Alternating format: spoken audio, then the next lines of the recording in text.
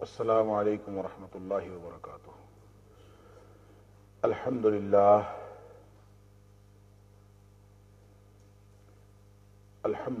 وکفی وسلام علی عبادہ الذین اصطفی۔ اشہد ان لا الہ الا اللہ وحدہ لا شریک لہ واشہد ان محمدا عبدہ ورسولہ صلی اللہ علیہ وآلہ وسلم۔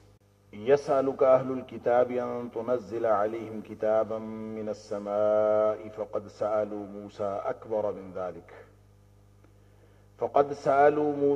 أكبر من ذلك فقالوا أرنا الله جهرة فأخذتهم الصاعقة بظلمهم ثم اتخذوا العجل من بعد ما جاءتهم البينات فعفونا عن ذلك وآتينا موسى سلطانا مبينا۔ اے حبیب صلی اللہ علیہ وآلہ وسلم، یہ اہل کتاب آپ سے سوال کرتے ہیں کہ ان کے اوپر نازل کر دیں آپ کتاب آسمانوں سے۔ فقد سألوا موسیٰ اکبر من ذلک، پس یقیناً یہ سوال کر چکے ہیں موسیٰ علیہ السلام سے اس سے بھی بڑے۔ فقالوا ارنا اللہ جہرتاً، انہوں نے یہ تک کہہ دیا کہ ہمیں اللہ تعالیٰ واضح اور ظاہری طور پر دکھاؤ۔ فاخذتهم الصاعقۃ بظلمہم، ان کو ایک چنگھاڑ نے آ پکڑا ان کے اس ظلم کی وجہ سے۔ ثم اتخذوا العجل من بعد ما جاءتهم البینات، اور پھر ان کے اوپر واضح نشانیاں آ جانے کے باوجود انہوں نے بچھڑے کو معبود بنا لیا۔ فعفونا عن ذلک، پھر ہم نے اس سے بھی ان کو معاف کر دیا، درگزر کر دیا۔ وآتینا موسیٰ سلطانا مبینا، اور ہم نے موسیٰ علیہ السلام کو واضح طور پر غلبہ عطا فرمایا۔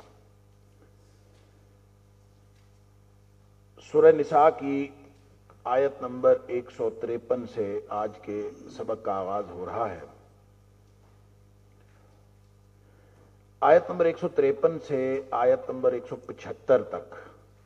یعنی سورت کے اختتام سے ایک آیت قبل تک، یعنی کل آیات 176 ہیں، اور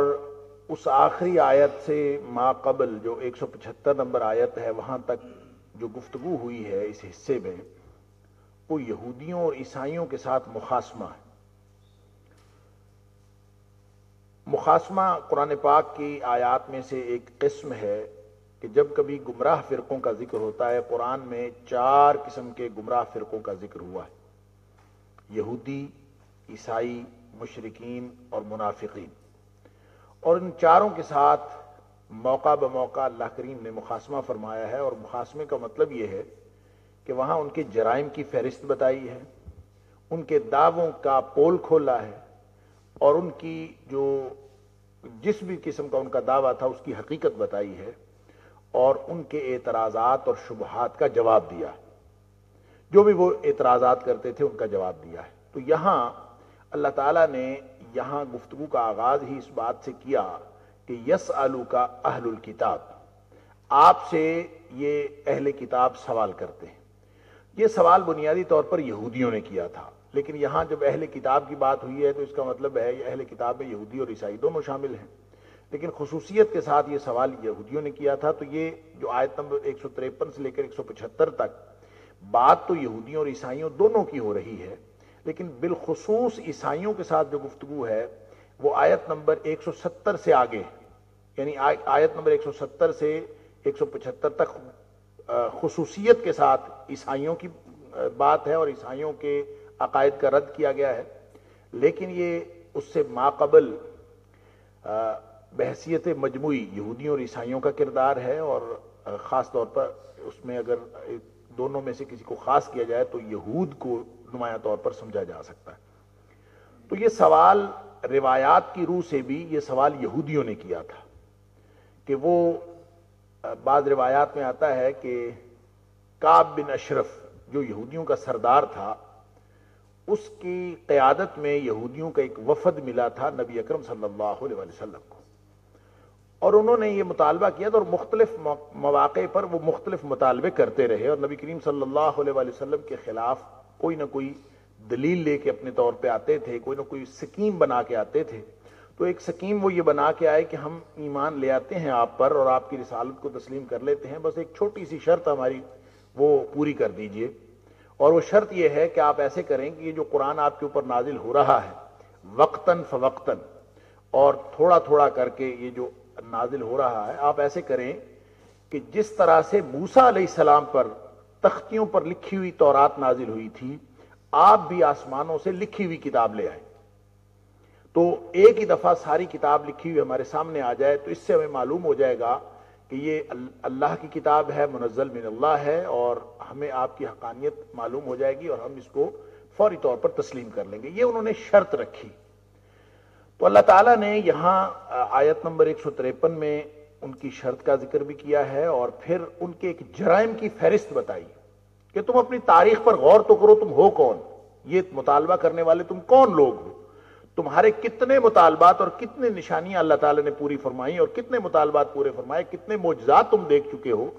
اور ان سب کے بعد تمہارا کردار یہ رہا ہے، اور اس کردار کے باوجود تم مطالبہ پھر کرتے ہو ایک نئی کتاب کا، تو یہ تمہارا مطالبہ اپنی حقیقت کے اعتبار سے بھی کوئی حیثیت نہیں رکھتا، اور تمہاری تاریخی کردار کے اعتبار سے بھی اس کی کوئی حیثیت نہیں۔ اور جو بعینی ہی یعنی بنیادی طور پر تو ان کا اعتراض نبی پاک صلی اللہ علیہ وسلم کی نبوت پر تھا نا، یہ شرط کے طور پر جو چیز پیش کر رہے تھے وہ اصل میں اعتراض کر رہے تھے کہ آپ کی حقانیت کا ہمیں پورا یقین نہیں ہے، تو آپ آسمانوں سے کتاب لکھی ہوئی ہمیں لا دے تو ہم آپ کی بات کا یقین کر لیں گے۔ تو اس کا جواب اللہ کریم نے یہاں ڈائریکٹلی دی دیا، یہاں سوال کا ذکر فرمایا ہے، اس کا جواب آگے جا کے آیت نمبر 163 میں دیا، اور آیت نمبر 163 جو ہے وہ ڈائریکٹ یوں کہہ لیں کہ پہلے ان کی جرائم کی فہرست، ان کا کردار بتایا کہ تم اپنی حیثیت پر غور کرو کہ تم کون لوگ ہو اور تمہارا کردار کیسا ہے، اور تم نے کس طرح نبیوں کے ساتھ اور معجزات کے ساتھ اور اللہ کی نازل کردہ وحی کے ساتھ اس سے پہلے تمہارا سلوک کیا رہا، اور جو نشانیاں آتی رہیں ان کا رسپانس تمہارا کیا رہا ہے، پہلے اس کو یاد کر لو۔ پھر اس کے بعد اللہ تعالیٰ نے پوری یعنی ان کے جرائم کی فہرست بیان کرنے کے بعد، اور صرف یہ اشارات میں ہے کیونکہ یہ تفصیلات سورہ بقرہ کے اندر بھی گزر چکی ہیں، سورہ آل عمران میں بھی گزر چکی ہیں، یہاں صرف اشارے کیے ہیں کہ یہ ہے تمہارا کردار، اور پھر آیت نمبر 163 میں اللہ تعالیٰ نے اس کا جواب دیا۔ فرمایا یسألک اہل الکتاب ان تنزل علیہم کتاب من السماء، یہ اہل کتاب آ کے آپ سے سوال کرتے ہیں کہ ان کے پاس کتاب آپ نازل کر دیں آسمان سے۔ ویسے تو اللہ تعالیٰ نے قرآن میں فرمایا ہے کہ اگر آپ ان کے پاس کوئی کتاب لے آئیں نا، آپ کے پاس کتاب نازل ہو جائے اور وہ کاغذ پہ لکھی ہوئی آ جائے جس طرح یہ مانگ رہے ہیں، تو پھر بھی انہوں نے اعتراض یہ کرنا ہے کہ یہ جادو ہے، یعنی انہوں نے ماننا کوئی نہیں،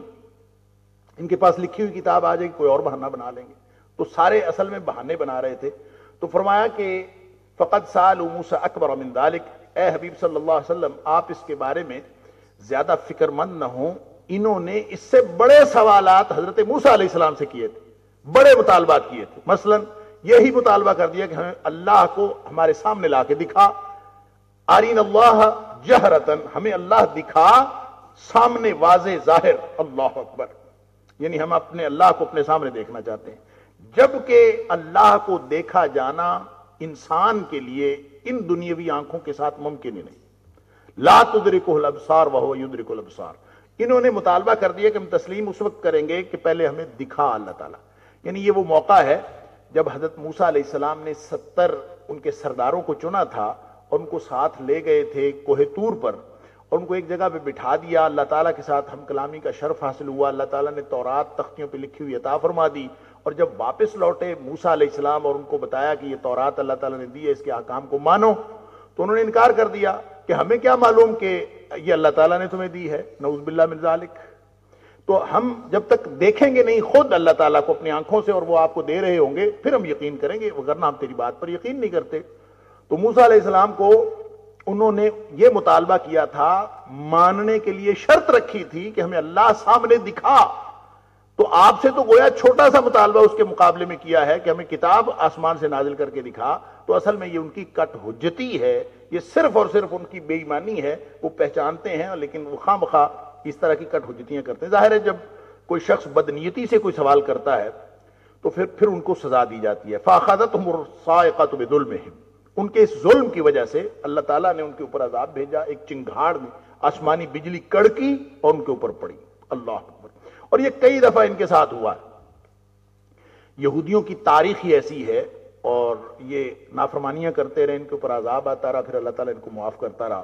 اس کی ساری تفسیر سورہ بقرہ کے اندر گزر چکی ہے. ثم اتخذوا العجل من بعد ما جاءتهم البینات. پھر اندازہ کریں ساری نشانیاں آ گئیں, معجزات آ گئے, سب کچھ آ جانے کے باوجود انہوں نے بچڑے کو اپنا معبود بنا لیا. اب کیا نبی موجود ہوں, اور ایک نہیں دو نبی موجود ہوں, موسیٰ علیہ السلام بھی اور حضرت ہارون علیہ السلام بھی ان کی موجودگی میں, اور یہ سارے کرتوت تمہارے ہیں, یہ تمہاری کردار ہے, اور تم مانگتے ہو معجزہ اللہ کے رسول صلی اللہ علیہ وسلم سے. فعفونا عن ذلك, اس سے بھی ہم نے درگزر کر دیا.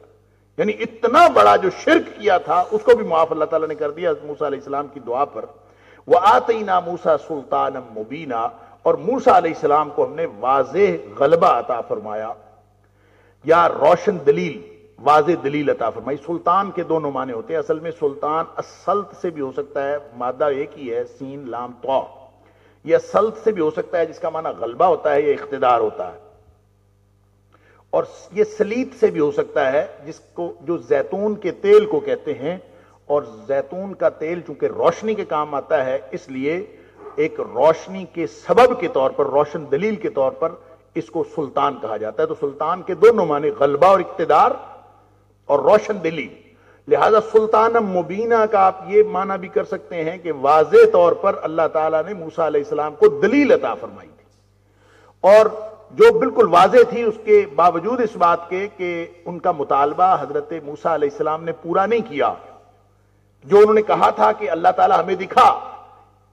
یہ مطالبہ ان کا پورا نہیں ہوا. اس کے باوجود اللہ تعالیٰ نے جو دلائل حضرت موسیٰ علیہ السلام کو عطا فرمائے تھے حقانیت کے, وہ واضح اور روشن تھے.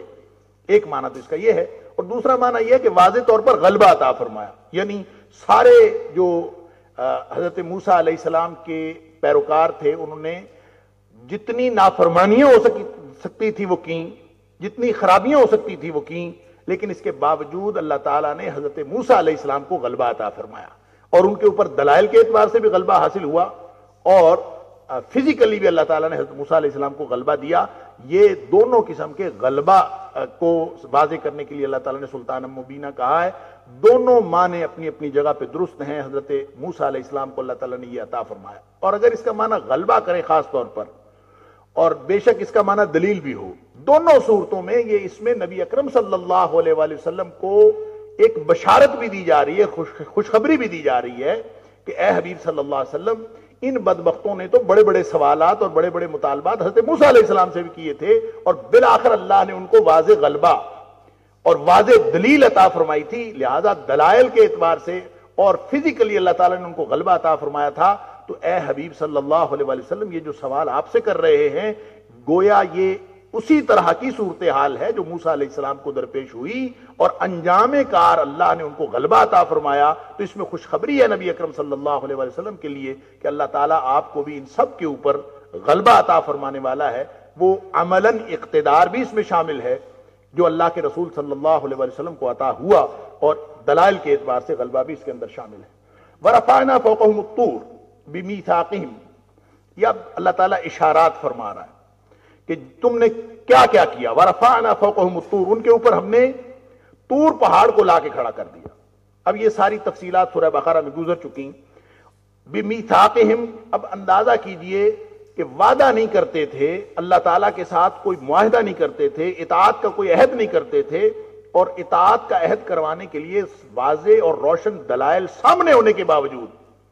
جو معاہدہ کیا تو خوف کی وجہ سے کیا, کسی دلیل کی وجہ سے نہیں کیا. کہ ان کے اوپر طور پہاڑ لا کے کھڑا کر دیا گیا, اور پھر ان سے پوچھا کہ مانتے ہو کہ نہیں مانتے, تو پھر کہتے ہیں مانتے ہیں, اور اوپر دیکھتے جاتے تھے اور ساتھ ڈر ڈر کے کہتے تھے مانتے ہیں. گویا یہ تو تمہارا کردار ہے, نشانی دیکھ کر تم کم ماننے والے ہو, اور تمہاری حقیقت یہ ہے. اور پھر فرمایا وَقُلْنَا لَهُمُ ادْخُلُوا الْبَابَ سُجَّدًا وَقُلْنَا لَهُمْ لَا تَعْدُوا فِي السَّبْتِ. اپنے اس تاریخی کردار کو یاد کرو, ہم نے تمہیں کہا تھا کہ شہر کے دروازے میں جب داخل ہونا ہے تو سجدن یعنی جھکتے ہوئے جانا ہے. سجدہ یہاں سے اصطلاحی سجدہ مراد نہیں ہے بلکہ سجدہ اپنے لغوی معنی میں ہے, اور سجدے کا لغوی معنی ہوتا ہے اپنے آپ کو جھکا دینا. تو جھکتے ہوئے وہاں سے جانا ہے. یہ بھی حکم دیا تھا جس کا ذکر اللہ تعالیٰ نے سورہ بقرہ کی آیت نمبر 58 کے اندر بھی فرمایا ہے, وَقُلْنَا لَهُمْ لَا تَعْدُوا فِي السَّبْتِ, اور ہم نے ان کے لیے یہ بھی کہا تھا کہ ہفتے کے دن زیادتی نہ کرنا. یہ جو تعدو ہے اصل میں تعتدو تھا, اور اسی کو تعدو بھی استعمال کیا جا سکتا ہے, اور تعتدو بہت عام مستعمل لفظ ہے جس کا معنی زیادتی کرنا, حد سے آگے بڑھنا. لا تعدو گویا لا تعتدو, تو تم زیادتی نہ کرنا, حد سے نہ بڑھنا. پھر سبت ہفتے والے معاملے میں, ہفتے کے دن کے بارے میں. تو ہفتے کے دن کا کیا معاملہ تھا اس کا ذکر بھی سورہ بقرہ میں ہو چکا آیت نمبر 65 میں, اور کچھ اس کا ذکر آئے گا آگے آیت نمبر 163 سورۃ الاعراف کے اندر, اس کا ذکر آئے گا. اب یہ سبت کا معاملہ بھی یہ تھا کہ حکم تھے اللہ کے کہ مانو سبت کے معاملے میں تم نے زیادتی کی. ہفتے کے دن سارے دنیاوی امور سر انجام دینے منع تھے, اور مچھلیاں پکڑنا واحد اکنامک ایکٹیویٹی تھی وہاں کی, لہٰذا انہوں نے وہی نہیں چھوڑی, اور اس کو مچھلیاں پکڑنے کے لیے ہیلا سازیاں کیں, اور بالآخر یہ دھر لیے گئے. اور یہ بھی کہا تھا وَأَخَذْنَا مِنْهُمْ مِيثَاقًا غَلِيظًا, اللہ تعالیٰ فرماتا ہے کہ ان سے ہم نے عہد لیا تھا, پختہ عہد لیا تھا, یعنی پکا وعدہ کر کے پھر یہ پھرے ہیں. اور حالت ان کی یہ ہے کہ ان کے اوپر پھر لعنت ہو گئی. یہاں لفظ لعنت نہیں ہے, اگلی آیت میں فرمایا فَبِمَا نَقْضِهِمْ مِيثَاقَهُمْ, ان کے عہد توڑنے کی وجہ سے. اب عہد تھا پختہ, نبیوں کی اطاعت کا, اللہ کے احکامات کی پیروی کا پختہ عہد تھا, کر لیا. فَبِمَا نَقْضِهِمْ مِيثَاقَهُمْ, اب ان کے عہد توڑنے کے سبب وہ کیا ہوا کہ ان کے اوپر لعنت ہو گئی. یہاں لفظ لعنت نہیں ہے, سورۃ المائدہ کے اندر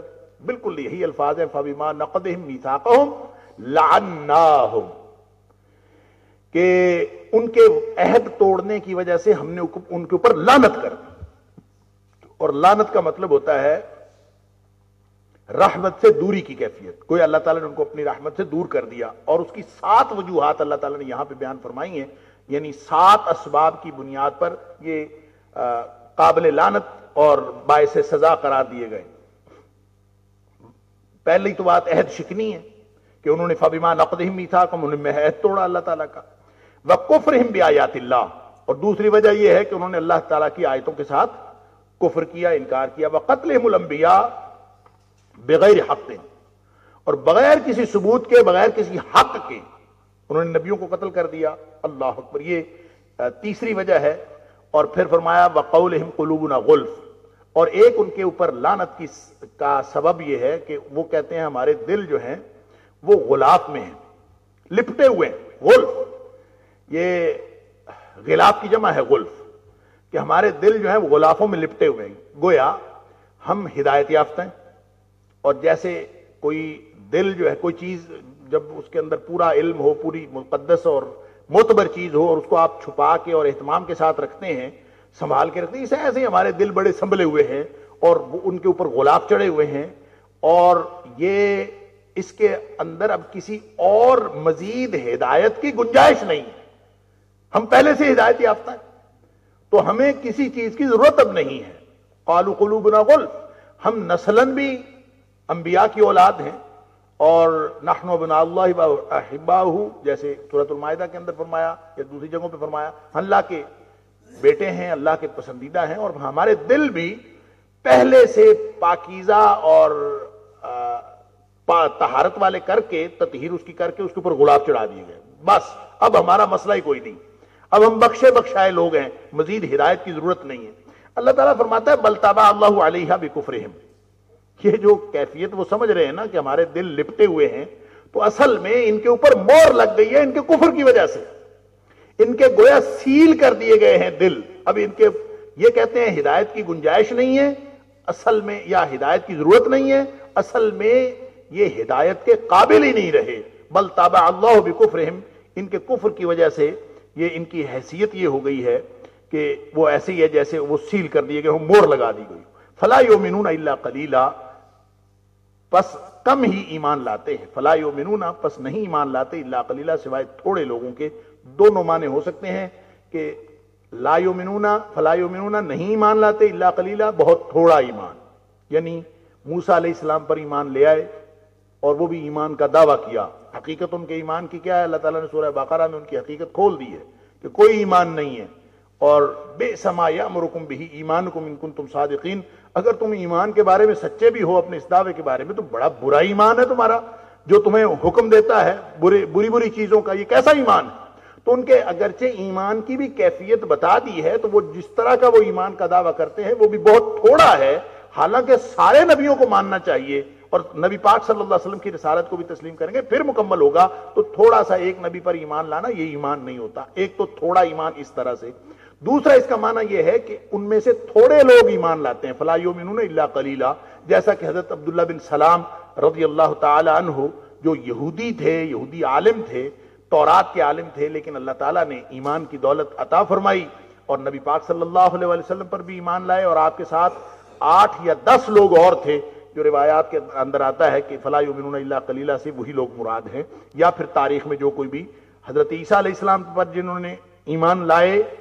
وہ بھی انہی میں شامل ہیں، جو نبی پاک صلی اللہ علیہ وسلم پر ایمان لائے وہ بھی انہی لوگوں میں شامل ہیں. وَبِكُفْرِهِمْ وَقَوْلِهِمْ عَلَى مَرْيَمَ بُهْتَانًا عَظِيمًا، یہ دو وجوہات یہاں پہ اللہ تعالیٰ نے اور بیان فرمائی ہیں. وَبِكُفْرِهِمْ، اور ایک تو انہوں نے اللہ کی آیتوں کا کفر کیا اور ان حقیقتوں کا بھی انکار کیا جو امر واقع تھیں، جو امور واقعہ سامنے ہو رہے تھے اور جو معجزات رونما ہو رہے تھے، اور خاص طور پہ حضرت عیسیٰ علیہ السلام کی پیدائش کا اتنا بڑا معجزہ ہوا اس پر بھی انہوں نے کفر کیا. وَبِكُفْرِهِمْ، تو ان کے اس یعنی ایک تو اللہ کی آیتوں کا کفر کیا اور دوسرا امور واقعہ کا کفر کیا. اور وَقَوْلِهِمْ عَلَى مَرْيَمَ بُهْتَانًا عَظِيمًا، اور مریم علیہ السلام جو تھیں ان کے اوپر انہوں نے بہت بڑا بہتان باندھا، اور یہ جو بہتان باندھنے کے لیے جو کچھ انہوں نے کہا، ان کا جو قول تھا، یہ بھی ان کی لعنت کا ایک سبب تھا. تو یہ سزا کے اسباب میں یہ سارے شامل ہیں. وَقَوْلِهِمْ إِنَّا قَتَلْنَا الْمَسِيحَ، یہ حضرت مریم کے اوپر انہوں نے کیا بہتان لگایا تھا؟ یعنی جیسے حضرت عیسیٰ علیہ السلام کی تخلیق یہ فتنہ ہے اور یہ آزمائش بن گئی عیسائیوں کے لیے کہ بغیر باپ کے حضرت عیسیٰ علیہ السلام پیدا ہوئے، تو انہوں نے حضرت عیسیٰ علیہ السلام کو خدا کا بیٹا قرار دے دیا کہ بغیر باپ کے کیسے پیدا ہو سکتے ہیں. تو ان کا باپ گویا نعوذ باللہ من ذالک اللہ تعالیٰ کی ذات خود ہے. تو یہ اس طرح سے فتنے میں مبتلا ہوئے اور یعنی ایک طرف حد سے آگے نکل گئے، اور دوسری طرف یہودی ہیں جو حضرت مریم کو کے اوپر بہتان باندھتے ہیں کہ یوسف نجار کے ساتھ ان کی شادی ہوئی اور ان پہ سے بیٹا ہوا. بلکہ اس سے بھی بڑا بہتان یہ ہے، اس سے بھی بڑا جھوٹ اور بہتان یہ ہے جس کو اللہ تعالیٰ نے بہتان عظیم کہا ہے، اور یہ بدبخت یہودیوں نے لگایا حضرت مریم کے اوپر. وہ کہتے ہیں کہ صرف نسبت ہوئی تھی یوسف نجار کے ساتھ اور ابھی شادی تو ہوئی نہیں تھی، تو اس سے پہلے ہی ان کا باہمی تعلق قائم ہو گیا، اور نعوذ باللہ من ذالک حضرت عیسیٰ علیہ السلام ولد الزنا ہے. نعوذ باللہ من ذالک ثم نعوذ باللہ من ذالک. تو فرمایا کہ یہ جو مریم علیہ السلام کے اوپر انہوں نے بہتان عظیم لگایا ہے تو یہ بھی ان کے اوپر لعنت کا ایک سبب ہے، اور لعنت کے اسباب میں سے ان کا یہ قول بھی ہے، یہ کہنا. وَقَوْلِهِمْ إِنَّا قَتَلْنَا الْمَسِيحَ عِيسَى ابْنَ مَرْيَمَ رَسُولَ اللَّهِ، اور ان کا یہ کہنا کہ ہم نے عیسیٰ علیہ السلام کو قتل کر دیا، یہ بھی لعنت کا سبب ہے. وَمَا قَتَلُوهُ، اچھا یہاں پہ ایک بات کہی کہ رسول اللہ کے رسول عیسیٰ بن مریم کو قتل کر دیا. اب اندازہ کیجئے کہ نہ یہودی اللہ کا رسول سمجھتے ہیں حضرت عیسیٰ علیہ السلام کو، اور نہ عیسائی اللہ کا رسول سمجھتے ہیں عیسیٰ علیہ السلام کو. عیسائی حضرت عیسیٰ علیہ السلام کو الوہیت کے مرتبے پر فائز کرتے ہیں، اور جو یہودی ہیں وہ حضرت عیسیٰ علیہ السلام کو سرے سے رسول ہی نہیں مانتے. وہ تو نعوذ باللہ من ذالک وہ تو ہر طرح سے تکذیب کرتے ہیں حضرت عیسیٰ علیہ السلام کی. لہذا رسول اللہ تو ان میں سے کوئی بھی نہیں مانتا. اس لیے مفسرین نے کہا ہے کہ یہ رسول اللہ جو یہاں پہ ہے یہ ان کے قول کا حصہ نہیں ہے، یہ اللہ کا کلام ہے. یہ بات رسول اللہ یعنی تم نے عیسیٰ بن مریم کو قتل کرنے کی بات کی جو کہ اللہ کے رسول تھے. تو گویا کہ یہ جو رسول اللہ کا خطاب ہے یہ اللہ کی طرف سے دیا جا رہا ہے، یہ ان کے قول کا حصہ نہیں ہے. یا پھر اگر ان کے قول کا حصہ مانا بھی جائے تو ابتداءً تو انہوں نے مانا تھا کہ یہ اللہ کے رسول ہے، لہٰذا وہ جن معنوں میں وہ رسول اللہ مانتے تھے وہ ان معنوں میں ماننے کے باوجود انہوں نے یہ حرکت کی کہ وہ کہتے ہیں کہ ہم نے تو ان کو قتل کر دیا. اللہ تعالیٰ فرماتا ہے وَمَا قَتَلُوهُ وَمَا صَلَبُوهُ وَلَكِنْ شُبِّهَ لَهُمْ، نہ تو انہوں نے قتل کیا، وما صلبوہ، نہ ہی انہوں نے صلیب دی، ولکن شبہ لہم، اور لیکن ان کے لیے اس کی شبیہ بنا دی گئی تھی، ولکن شبہ، اور لیکن شبہ تشبیہ، ان کی شبیہ بنا دی گئی تھی یا تشبیہ دے دی گئی تھی لہم، ان کے لیے۔ اب دو معنی ہیں شبہ کا، ایک معنی تو ایک شبیہ بنا دی گئی تھی، ان جیسا کسی کو بنا دیا تھا، جیسا کہ بائبل کی روایات میں بھی ہے، اور دیگر مفسرین نے بہت اس کے اندر تفصیل سے لکھا ہے کہ حضرت عیسیٰ علیہ السلام کو جب یہودیوں نے سولی پہ چڑھانا چاہا تو ایک جو حواریوں میں سے منافق آدمی تھا اور جو حضرت عیسیٰ علیہ السلام کو گرفتار کروانے میں پیش تھا، اس شخص کی شکل اللہ تعالیٰ نے حضرت عیسیٰ علیہ السلام جیسی بنا دی، لہذا اس کو انہوں نے پکڑ کے سولی پہ چڑھا دیا اور سمجھتے رہے کہ ہم نے حضرت عیسیٰ علیہ السلام کو سولی پہ چڑھایا ہے۔ اللہ تعالیٰ ان کے دو اصل میں دعوے تھے، ایک تو یہ کہ سولی پہ چڑھایا، آپ اگر تاریخ پڑھیں اس کی نہ موقع ہے نہ اس کی ضرورت ہے، جو عیسائیوں کے عقیدے کی تاریخ ہے اور یہودیوں کے عقیدے کی تاریخ ہے، لیکن اس میں کچھ لوگوں کا، کچھ عیسائیوں کا خیال یہ کہ سولی پہ چڑھایا گیا تھا، لیکن یہ سولی پہ ان کی وفات نہیں ہوئی تھی اور وفات ہونے سے قبل ہی ان کو اتار لیا گیا تھا۔ کچھ لوگوں کا خیال ہے نہیں، سولی پہ چڑھایا گیا اور اس وقت تک چڑھایا گیا ٹل ڈیتھ کہ وہ وہاں پہ وہ قتل کر دیا گیا ان کو۔ اب یہ دونوں عقیدے پائے جاتے تھے، اور یہودی تو سرے سے کہتے ہی یہ تھے کہ ہم نے قتل کر دیا، عیسائیوں کے اندر بھی یہ دونوں عقیدے پائے جاتے تھے، اور گویا قتل کے حوالے سے کچھ عیسائی اور یہودی یہ مشترکہ تھے عقیدے کے اعتبار سے، اور کچھ کہتے تھے صرف سولی پہ چڑھایا گیا۔ تبھی موت حضرت عیسیٰ علیہ السلام کی، اس کے بارے میں نہ یہودی قائل تھے نہ عیسائی قائل تھے، لہذا جو دو باتیں جن کے وہ قائل تھے اللہ تعالیٰ نے ان کا یہاں پہ رد کر دیا، ما قتلوہ وما صلبوہ، دونوں کام نہیں ہوئے، جھوٹ بک رہے ہیں یہ، لیکن یہ کیوں کہہ رہے ہیں ولکن شبہ لہم، ان کے لیے ایک شبیہ بنا دی گئی تھی، ایک ان جیسا بنا دیا گیا تھا کسی کو ان کے لیے، اور وہ اس پریشانی میں ان کو سمجھ نہیں آئی۔ یا دوسرا معنی یہ ہو سکتا ہے کہ ان کے لیے معاملہ مشتبہ ہو گیا، ولکن شبہ لہم، یہودیوں کے لیے بھی عیسائیوں کے لیے بھی۔ اور یہ شبہ کیا ہوا، اس کی کئی جہات مفسرین نے لکھی ہیں، اور وہ بھی بائبل کے حوالے سے، اور اس میں کچھ چیزیں ایسی ہیں کہ جس میں اکثر لوگوں نے تو یہ لکھا ہے کہ حواریوں میں سے ایک جو گرفتاری میں پیش تھا، اس کی شکل اللہ تعالیٰ نے بنا دی عیسیٰ علیہ السلام جیسی، عیسیٰ علیہ السلام کو اللہ تعالیٰ نے زندہ آسمانوں پہ اٹھا لیا، اور یہ لوگ سمجھتے رہے کہ ہم نے عیسیٰ علیہ السلام کو سولی پہ چڑھا دیا ہے، لیکن جب یہ اس کی میت کو انہوں نے دیکھا، ڈیڈ باڈی کو دیکھا، تو جو جسم تھا وہ ان کو اپنے ہی ساتھیوں کا معلوم ہوا، یعنی اس کا جو جثہ تھا، باڈی تھی، وہ عیسیٰ علیہ السلام جیسا قد کاٹ نہیں تھا، لیکن شکل دیکھتے تھے تو ان کو دیکھتے تھے کہ یہ عیسیٰ علیہ السلام جیسا ہے، لہذا وہ پریشان ہوتے تھے کہ یہ پھر ہے کون، پھر وہ اپنا ساتھی اپنے میں سے وہ غائب ہو گیا، وہ موجود نہیں تھا، لہذا یہ سوچتے تھے کہ اگر یہ عیسیٰ علیہ السلام ہے تو پھر ہمارا ساتھی کدھر گیا، اگر یہ ہمارا ساتھی ہے تو پھر عیسیٰ علیہ السلام کدھر گئے، اور پھر اس کی شکل اس طرح کی کیوں ہے، اور یہ خود ہی پریشانی میں مبتلا ہو گئے کہ یہ کیوں ہے۔ البتہ بعض مفسرین نے، اور جس میں برصغیر کے مولانا عبد الماجد دریابادی بھی اس میں شامل ہیں، انہوں نے ایک اور تفصیل لکھی ہے، اور وہ بھی بنی اسرائیلی روایات سے انہوں نے کشید کر کے لکھی ہے۔ اس تفصیل کا خلاصہ یہ ہے کہ اصل میں جہاں سزا سنائی گئی تھی، اور یہ وہاں سے لے کر جو سولی گھر تھا، جہاں پہ جا کے سلیب گھر، جہاں پہ جا کے سولی پہ چڑھانا تھا، یہ ایک فاصلے پر تھا، اور وہاں پہ سزا دینے والی عدالت بھی، اور جو وہاں سولی گھر کے جو منتظمین تھے، یہ سارے کے سارے رومی تھے، اور یہ حضرت عیسیٰ علیہ السلام کو پہچانتے نہیں تھے کہ وہ کون ہے، اور حضرت عیسیٰ علیہ السلام ایسے تھے بھی نہیں کہ جو پبلکلی آ کے جلسے کرتے ہوں یا سب لوگ ان کو پہچانتے ہوں، یہ پہچانتے نہیں تھے۔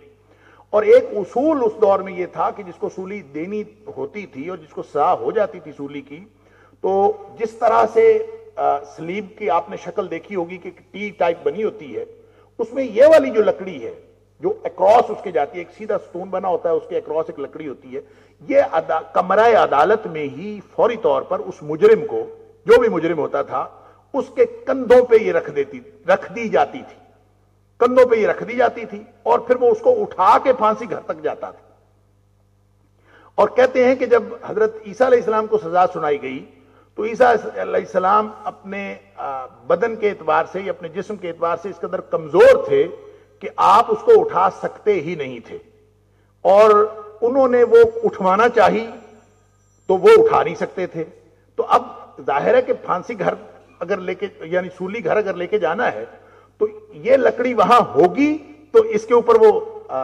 سلیپ دیں گے. اب لکڑی لے جانے کے لیے جو اصل مجرم ہے, جس کو وہ مجرم سمجھ رہے تھے, وہ لے جانے کے قابل نہیں ہے, تو پھر وہ کون لے کے جائے؟ یہ ان کو اصل مسئلہ یہ درپیش ہوا تھا کہ کون لے کے جائے. تو انہوں نے ایسے ہی ایک بندہ وہاں سے پکڑا اور اس کے کندھے پہ وہ سولی کی وہ لکڑی لاد دی کہ چلو یہ وہاں پہنچاؤ تاکہ وہاں جا کے ان کو سلیپ دی جا سکے. راستے میں اللہ تعالیٰ نے حضرت عیسیٰ علیہ السلام کو تو آسمان پہ اٹھا لیا, اور یہ جو وہاں پہنچے تو اب ظاہر ہے کہ ایک بھیڑ تھی, اور بائبل کے اندر بار بار جہاں آتا ہے کہ وہ کوئی منظم اجتماع نہیں تھا بلکہ رش تھا لوگوں کا اور ایک ہڑبونگ مچا ہوا تھا, لہٰذا یہ رومی جو عدالت کے سپاہی تھے یہ پکڑ کے لے گئے اور انہوں نے جا کے سولی گھر کے سپاہیوں کے سپرد کر دیا. اب ان کو نہیں پتا کہ یہ کون ہے, اور لکڑی اٹھا کے لانے والا تو جو مجرم ہی ہوتا تھا, لہٰذا انہوں نے آؤ دیکھا نہ تاؤ اس کو پکڑ کے سولی پہ چڑھا دیا. اور بعد میں سوچتے رہے کہ عیسیٰ علیہ السلام کدھر گئے, اور وہ تو پہچانتے نہیں تھے. اب یہ معاملہ جو بھی تھا اللہ تعالیٰ فرماتا ہے وَلَٰكِنْ شُبِّهَ لَهُمْ, نہ سمجھ یہودیوں کو آئی نہ سمجھ عیسائیوں کو آئی. اللہ تعالیٰ فرماتا ہے کہ جس نے سمجھا کہ ہم نے قتل کر دیا ہے وہ بھی جھوٹ ہے, اور جس نے کہا کہ ہم نے ان کو صلیب پہ چڑھایا اور بعد میں وہ بے ہوش ہوئے تھے, ابھی ان کو لایا گیا تھا پھر ان کو دفن کیا گیا, یعنی وہ بے ہوش ہوئے تھے. یہ بعض عیسائیوں کا یہ بھی عقیدہ ہے کہ وہ ابھی بے ہوش ہوئے تھے اور ان کو دفن کر دیا گیا تھا یہ سمجھ کے کہ مردہ ہے, حالانکہ مردہ نہیں تھے, اور پھر قبر سے نکل کے وہ آسمانوں کو چڑھ گئے. طرح طرح کے یہ خرافات ہیں, اس میں سے کوئی بھی بات وہ قابل یقین نہیں. قابل یقین بات وہ ہے جو قرآن نے کہی اور جو نبی پاک صلی اللہ علیہ وسلم کی صحیح حدیث کے اندر آ گئی, اور وہ بس اتنی بات ہے کہ ان کے اوپر معاملہ مشتبہ ہو گیا. ولیکن شبہ لہم, اب شبہ کے دونوں معنی جیسے میں نے عرض کیا, ان شبیہ بنا دی گئی, ان جیسا کسی کو بنا دیا گیا, لہم ان کے لیے, تو اس کو جیسا کہ بعض روایات میں آتا ہے, یا پھر ویسے معاملہ مشتبہ ہو گیا. وَإِنَّ الَّذِينَ اخْتَلَفُوا فِيهِ لَفِي شَكٍّ مِّنْهُ, اور وہ لوگ جنہوں نے اس میں اختلاف کیا ہے وہ ہمیشہ شک میں رہے ہیں اس کے بارے میں, یعنی اختلاف ان کا شک کی بنیاد پر ہے, کسی یقینی علم کی بنیاد پر نہیں ہے. یعنی سارا کا سارا جو دونوں نقطہ نظر ہیں, یہ تینوں نقطہ نظر ہیں, یہ جتنے بھی ہیں وہ سارے کے سارے شکوک و شبہات پر مبنی ہیں. ان کی کوئی بھی یعنی متردد ہیں وہ, لفی شک منہ, شک والا آدمی وہ ہوتا ہے, شک اس کو کہتے ہیں کہ جو کسی ایک جگہ نہ ٹھہرے, کبھی ادھر چلا جائے کبھی ادھر چلا جائے, جس کا بیلنس ہر وقت ڈسٹرب ہوتا رہے. تو اس کا مطلب یہ ہے کہ ان کے اپنے جتنے بھی نقطہ نظر ہیں, کسی بھی نقطہ نظر کے رکھنے والوں کے پاس ان کے اپنے نقطہ نظر کے لیے کوئی ٹھوس دلیل نہیں, بلکہ وہ سارے کی ساری شک کی بنیاد پر اختلاف کر رہے ہیں. فرمایا ما لہم بہ من علم, ان کے پاس علم ہے ہی نہیں کسی بات کا, الا اتباع الظن, سوائے اس کے کہ وہ اپنے گمان کی پیروی کر رہے ہیں. ہر ایک اپنا خیال ہے, بس پرسپشن ہے, کسی نے کہا ایسے ہوا ہوگا, کسی نے کہا ایسے ہوا ہوگا, وگرنہ ان کے پاس کوئی دلیل نہیں ہے, کسی علم کی بنیاد پر نہیں کر رہے بلکہ اپنے گمان کی بنیاد پر. یہ سارے یہ جو متردد ہیں, یہ جو ان کا تردد ہے, یہ صرف اور صرف گمان کی بنیاد پر ہے, یہ کوئی علمی روایت کی بنیاد پر نہیں ہے, کسی علمی یقینی علمی ثبوت کی بنیاد پر نہیں ہے. وما قتلوہ یقینا, ایک بات یقینی ہے کہ یہ قتل نہیں کر سکے عیسیٰ علیہ السلام کو, لہذا وہ یہودی مانے یا عیسائی مانے. یہ قرآن جو تیقن کے ساتھ بات کرتا ہے کہ وما قتلوہ وما صلبوہ, نہ صلیب دی گئی نہ قتل کیا گیا, اور یہاں پھر فرمایا وما قتلوہ یقینا, یقینی بات ہے کہ ان کے سارے دلائل جھوٹے ہیں, جس کی بنیاد پر بھی کہیں اللہ تعالیٰ نے ان کو محفوظ اپنی طرف اٹھا لیا, انہوں نے قتل نہیں کیا. بل رفعہ اللہ الیہ, بلکہ اللہ نے اپنی طرف اٹھا لیا ان کو. وکان اللہ عزیزا حکیما, اور اللہ تعالیٰ بڑے ہی غلبے والا اور بڑی حکمتوں والا ہے. اچھا, یہاں پہ یہ جو رفعہ اللہ ہے اس کے بارے میں ایک تاریخی اختلاف موجود ہے. بہت سارے لوگ جو بنیادی طور پر ایک خاص طبقہ جو انکار حدیث, جن کا نقطہ نظر حدیث کا انکار ہے, وہ لوگ یہ سمجھتے ہیں, اور قرآنی جو الفاظ ہیں ان کے ظاہری لغت کے ساتھ ترجمہ کرنے کے بعد وہ اپنا ایک نقطہ نظر بناتے ہیں، اور ان کا خیال یہ ہے کہ اللہ تعالیٰ نے عیسیٰ علیہ السلام کو اگرچہ اٹھایا لیکن فوت کرنے کے بعد اٹھایا، اور اس کے لیے وہ دلیل کے طور پر سورہ آل عمران کی آیت نمبر 55 پیش کرتے ہیں، جس پر گفتگو ہماری پہلے ہو چکی کہ انی متوفیک و رافعک الیہ، جہاں اللہ تعالیٰ نے فرمایا میں تجھے فوت کروں گا، اس کا ترجمہ وہ کہتے ہیں ہم فوت کروں گا و رافعک الیہ، اور تجھے اپنی طرف اٹھا لوں گا۔ یہ اللہ تعالیٰ نے حضرت عیسیٰ علیہ السلام کے بارے میں کہا، میں تجھے فوت کروں گا اور اٹھا لوں گا۔ وہ کہتے ہیں متوفی کا، میں تجھے فوت کروں گا، اس کا معنی وفات ہے، تو اللہ تعالیٰ نے وفات دی اور پھر اللہ تعالیٰ نے ان کو اٹھا لیا۔ گویا ان کا نقطہ نظر یہ ہے کہ اللہ تعالیٰ نے تبھی موت حضرت عیسیٰ علیہ السلام پر طاری کی اور پھر اس کے بعد اٹھایا۔ لہذا اصل مسئلہ ان کو یہ ہے کہ انہوں نے نبی پاک صلی اللہ علیہ وسلم کی جو صحیح احادیث ہے ان کا انکار کرنا ہے، لہذا قرآنی الفاظ کے اندر جو احتمال ہے اس کا وہ فائدہ اٹھاتے ہیں۔ حقیقت بات یہ ہے کہ یہاں جو اللہ تعالیٰ نے یہ الفاظ استعمال کیے بر رفعہ اللہ الیہ، وہ کہتے ہیں اٹھا لیے، اس میں کون سی بات ہے، درجات بلند کر دیے، یہ بھی ہو سکتا ہے، یا روح کے صرف روح قبض کی، یہ بھی اس کا معنی ہو سکتا ہے، اور ان معنوں کے احتمال کی وجہ سے نقطہ نظر کا اختلاف وہ پیش کر دیا۔ اصل بات یہ ہے کہ یہ جو رفع عیسیٰ کا جو عقیدہ ہے نا، اور یہ مسلمانوں کا متفق علیہ اور اجماعی عقیدہ ہے کہ اللہ تعالیٰ نے حضرت عیسیٰ علیہ السلام کو روح اور جسم دونوں کے ساتھ زندہ آسمانوں پہ اٹھا لیا۔ اچھا، یہ عقیدہ اس قرآن کے نازل ہونے سے پہلے عیسائیوں کا موجود تھا۔ فرق صرف اتنا ہے کہ عیسائی یہ کہتے ہیں کہ پہلے سلیب دیے گئے اور بعد میں اٹھایا گیا، یعنی ایک دفعہ وہ سلیب دے دیے گئے، وہ فوت ہو گئے، ان کو قتل کر دیا گیا، پھر بعد میں دوبارہ زندگی ملی، پھر زندگی مل کے پھر ان کو اٹھایا گیا، اور پھر ان کو زندہ جسم کے ساتھ ان کو آسمانوں پہ اٹھا لیا گیا۔ بعض لوگوں کا خیال یہ ہے کہ وہ لاہوت اور ناسوت کا فرق کرتے ہیں، وہ کہتے ہیں کہ ناسوت نہیں اٹھایا گیا، لاہوت اٹھایا گیا۔ اب ناسوت سے مراد جسم حضرت عیسیٰ علیہ السلام کا کہ وہ نہیں اٹھایا گیا، اور لاہوت سے مراد کہ ان کے جسم میں جو روحانی پہلو تھا وہ روح گویا اٹھائی گئی۔ گویا لاہوت وہ کہتے ہیں کہ وہ تو خدا سمجھتے ہیں حضرت عیسیٰ علیہ السلام کو، تو لاہوت سے مراد حضرت عیسیٰ علیہ السلام کی شخصیت کا وہ پہلو ہے جو خدائی سے تعلق رکھتا ہے، لہذا وہ اٹھایا گیا، اور ناسوت ادھر ہی رہا۔ یہ بھی ان کا، یہ آپس میں ان کے اختلافات ہیں، اور کسی بھی چیز کی کوئی دلیل ان کے پاس سوائے اس کے نہیں، الا اتباع الظن، اپنے گمان کی پیروی کرتی ہیں اور کچھ بھی نہیں۔ یہ لاہوت ناسوت کا فرق کریں یا جیسا بھی فرق کریں، جتنا بھی کچھ ہو، لیکن ایک بات یقینی ہے کہ قرآن جب نازل ہو رہا تھا اور یہ آیت جب نازل ہوئی ہے بر رفعہ اللہ الیہ، کہ اللہ تعالیٰ نے اس کو اپنی طرف اٹھا لیا، تو رفع عیسیٰ کا علیہ السلام کا عقیدہ یہ پہلے سے موجود تھا، جو بائبل کے اندر بھی موجود ہے، اور ساری دنیا کے عیسائی مانتے ہیں کہ حضرت عیسیٰ علیہ السلام کو زندہ اوپر اٹھا لیا گیا۔ بھلے اس سے پہلے کے واقعات کے بارے میں ان کا سب کا جو گمان ہے وہ مختلف ہے، لیکن اوپر اٹھانے کے بارے میں وہ اس بات کا یقین رکھتے ہیں کہ حضرت عیسیٰ علیہ السلام کو اٹھایا گیا۔ اس کے لیے جو لفظ استعمال کیا جاتا ہے بائبل کے اندر وہ ہے اسینشن۔ اسینشن کا ایگزیکٹ معنی ہے رفع، اٹھا لینا۔ اب آپ اندازہ کیجئے کہ اگر اللہ کا قرآن تو عیسائیوں کے عقیدے کی نفی کرتا ہے، ہر ان کے غلط عقیدے کی نفی کرتا ہے، اور جب یہ قرآن نفی کر رہا ہے اور ان سے مخاصمہ کر رہا ہے اور ان کے جو عقائد ہیں ان کی حقیقت کو کھول رہا ہے، تو یہ کیسے ممکن ہے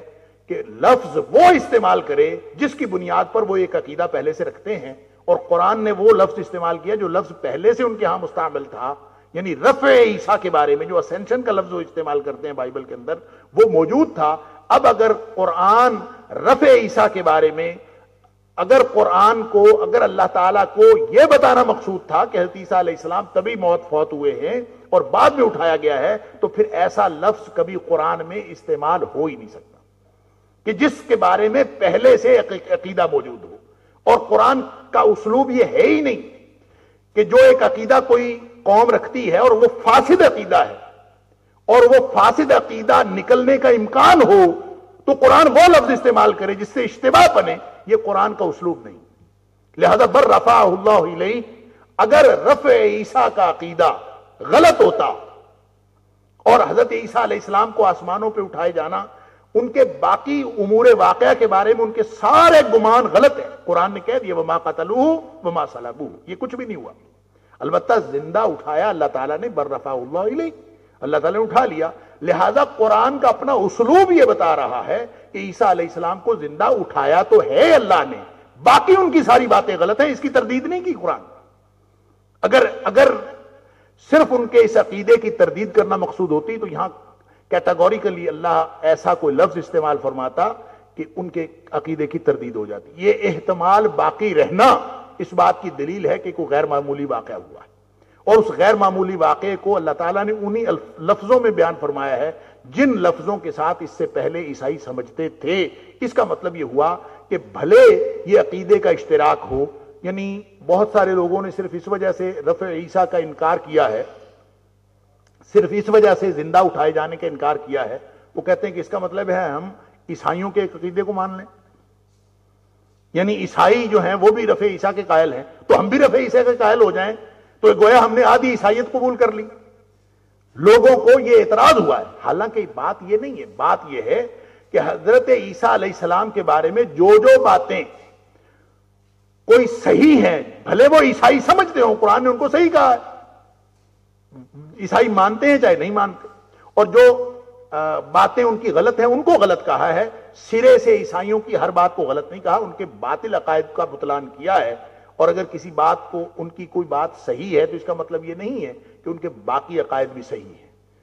جو باقی عقائد ہیں وہ غلط ہیں۔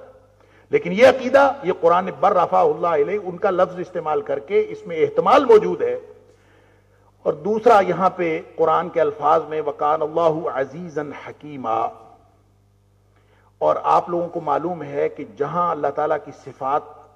استعمال ہوئی ہیں آیات کے آخر پہ، ان کا آیت کے مضمون کے ساتھ گہرا تعلق ہوتا ہے۔ یہ کبھی نہیں ہوتا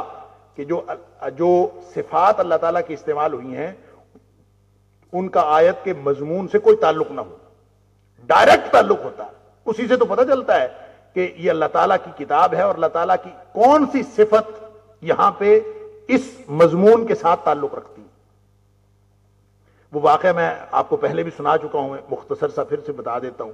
کہ حضرت عمر بن عبدالعزیز رحمۃ اللہ علیہ کے حوالے سے آتا ہے کہ وہ مناظرے کروایا کرتے تھے غیر مسلموں کے ساتھ۔ تو ایک دفعہ کوئی یہودی مناظرے کرنے کے لیے آیا، اور یہودیوں کی طرف سے، اگلی دفعہ وہ مناظرہ کرنے آیا تو مسلمانوں کی طرف سے آ گیا۔ تو اس سے انہوں نے پوچھا کہ تو کیسے مسلمان ہو؟ تو اس نے یہ بتایا کہ میں قرآن کی غلطیاں پکڑنے اور قرآن کے اندر مختلف اعتراضات اٹھانے کے لیے ہر وقت تک وہ دو میں رہتا تھا کیونکہ میں مناظر تھا۔ تو میں نے یہ سوچا کہ یہ جو قرآن کی صفات ہے نا ہر آیت کے آخر پہ یا مختلف آیات کے آخر پہ، یہ صفات جو ہیں یہ تو حفاظ بھی بھول جاتے ہیں کہ کون سی کوئی صفت کہاں آنی ہے، تو لہٰذا میں نے سوچا کہ یہ صفات کا عدل بدل کر دیا جائے۔ وہ کہتے ہیں مسلمانوں کا یہ جو دعویٰ تھا نا کہ ہمارے قرآن میں کوئی تبدیلی نہیں ہوئی اور جہاں سے مرضی آپ لے آؤ قرآن ایک جیسا ہے، کہتے ہیں اس کا مجھے کوئی توڑ نظر نہیں آتا تھا، تو میں نے اس کا توڑ کرنے کے لیے سوچا کہ کچھ صفات کو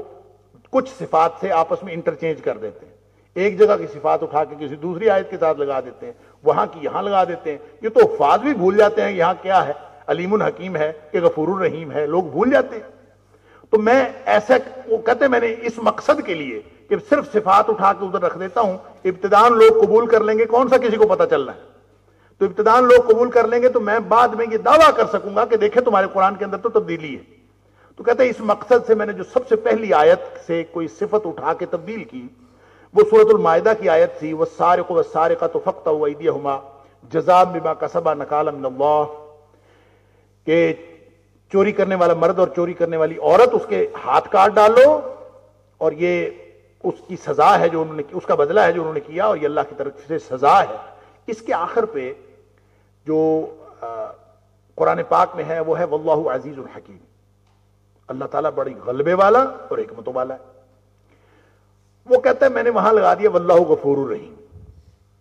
اور یہ لگا کے وہ کہتے ہیں سب سے پہلی آیت میں نے تبدیل کی، اور سب سے پہلے جس شخص کو سنائی، ایک آدمی کو سنائی تاکہ آہستہ آہستہ اس کی قبولیت ہو جائے، ٹیسٹ کرنے کے لیے کسی ایک آدمی کو سنائی، تو وہ آدمی کہتا ہے کہ میں حافظ تو نہیں ہوں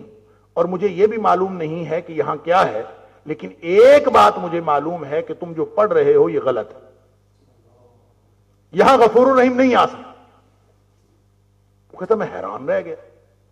کہ یہ حافظ بھی نہیں ہے، اس کو یہ بھی نہیں پتا ٹھیک کیا ہے، اس کو یہ کیسے پتا چل گیا کہ غلط ہے؟ تو وہ کہتا ہے میں نے اس سے پوچھا کیسے پتا چلا تجھے کہ غلط ہے؟ تو کہتا ہے مجھے ایسے پتا چلا کہ جہاں اللہ تعالیٰ کی سزاؤں کا ذکر ہوا ہے وہاں اللہ تعالیٰ کی صفت مغفرت اور رحمت کا ذکر نہیں ہوا۔ یعنی ہر صفت کا اس میں بیان ہونے والے مضمون کے ساتھ تعلق ہے۔ تو مضمون تم بیان کر رہے ہو، چوری کرنے والے مرد کا ہاتھ کاٹ دو، چوری کرنے والی عورت کا ہاتھ کاٹ دو،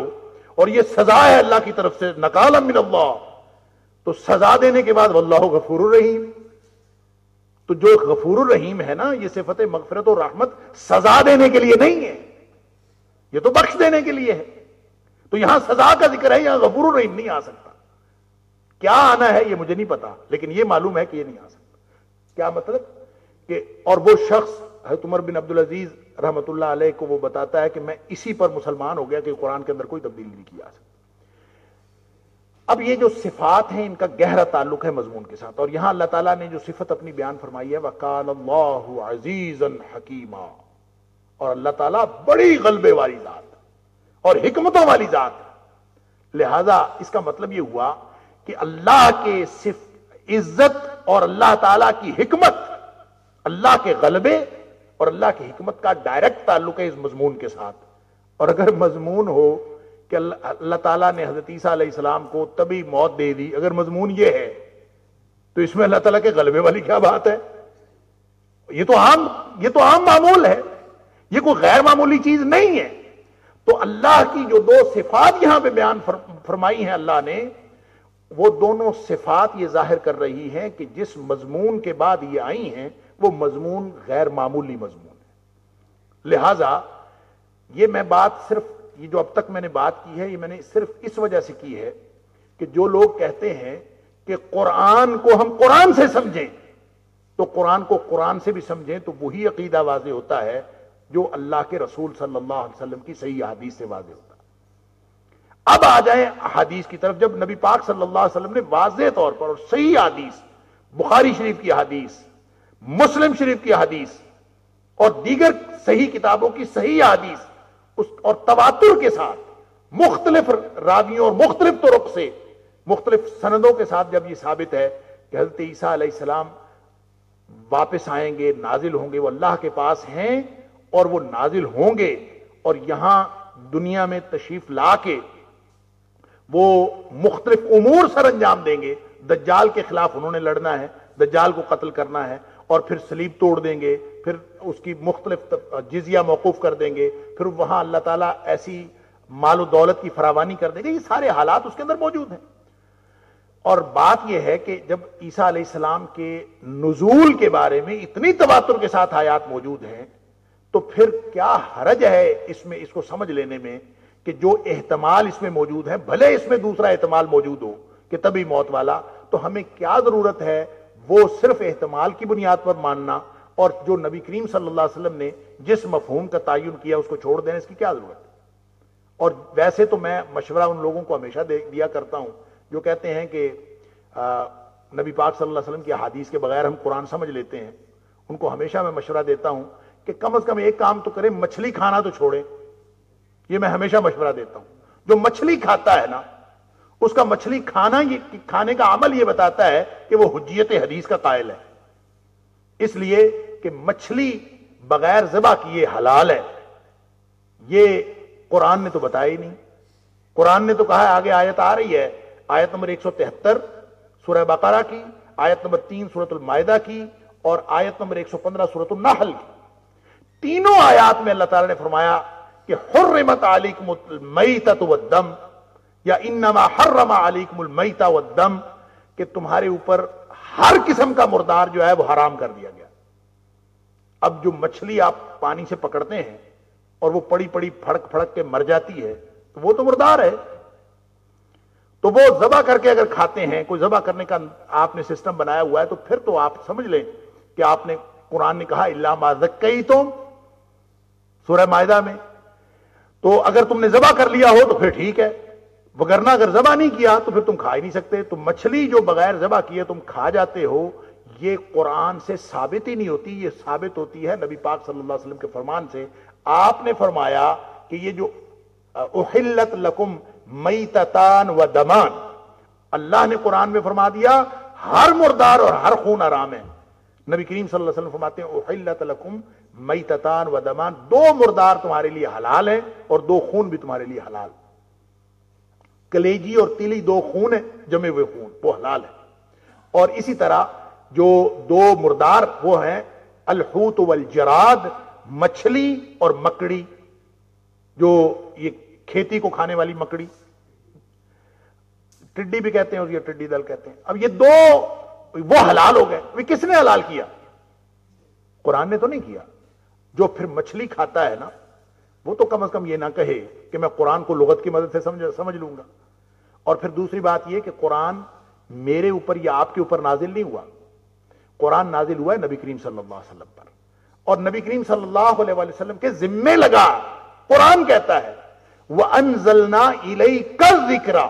لِتُبَيِّنَ لِلنَّاسِ مَا نُزِّلَ إِلَيْهِمْ، اے حبیب صلی اللہ علیہ وسلم، یہ قرآن ہم نے امت کی طرف ڈائریکٹ نازل نہیں کیا، یہ ہم نے آپ پر نازل کیا ہے۔ وَأَنزَلْنَا إِلَيْكَ الذِّكْرَ، آپ کے اوپر نازل کیا ہے، لِتُبَيِّنَ لِلنَّاسِ مَا نُزِّلَ إِلَيْهِمْ، تاکہ آپ لوگوں کے اوپر واضح کر دیں کہ ان کے اوپر کیا نازل ہوا ہے۔ لہٰذا کس آیت کا کیا مفہوم ہے اس کو ہم نبی پاک صلی اللہ علیہ وسلم کے فرامین سے الگ کر کے سمجھ ہی نہیں سکتے۔ اس کی سمجھ آئے گی ہی اس وقت جب ہم نبی پاک صلی اللہ علیہ وسلم کے فرامین کی روشنی میں دیکھیں گے۔ لہٰذا جب صحیح احادیث موجود ہیں تو ہمیں کیا ضرورت ہے کہ خواہ مخواہ دوسرے احتمالات کی طرف جانے کی۔ اس لیے یہ بات میں نے کر دی کہ بہت سارے لوگ ان الفاظ کا سہارا لے کر وہ شکوک و شبہات پیدا کرنے کی کوشش کرتے ہیں۔ وَإِن مِّنْ أَهْلِ الْكِتَابِ إِلَّا لَيُؤْمِنَنَّ بِهِ قَبْلَ مَوْتِهِ، اور کوئی اہل کتاب ایسا نہیں ہے الا مگر لَيُؤْمِنَنَّ، لازمی ایمان لے آئے گا بِهِ، ساتھ اس کے، قبل موتہ، اس کی موت سے قبل، وَيَوْمَ الْقِيَامَةِ، اور قیامت کے دن، يَكُونُ عَلَيْهِمْ شَهِيدًا، وہ اس کے اوپر گواہ بھی ہوگا۔ اب یہاں یہ جو آیت ہے اس میں دو ضمائر ایسے ہیں، دو ضمیریں یا دو اشارے ایسے ہیں جس کے بارے میں یہاں واضح نہیں ہے کہ اشارہ کس طرف ہے۔ ایک تو بہی، ساتھ اس کے، یہ اس کون ہے یا کیا چیز ہے، اور دوسرا قبل موت ہی، موت اس کی موت سے قبل، یہ اس کون ہے۔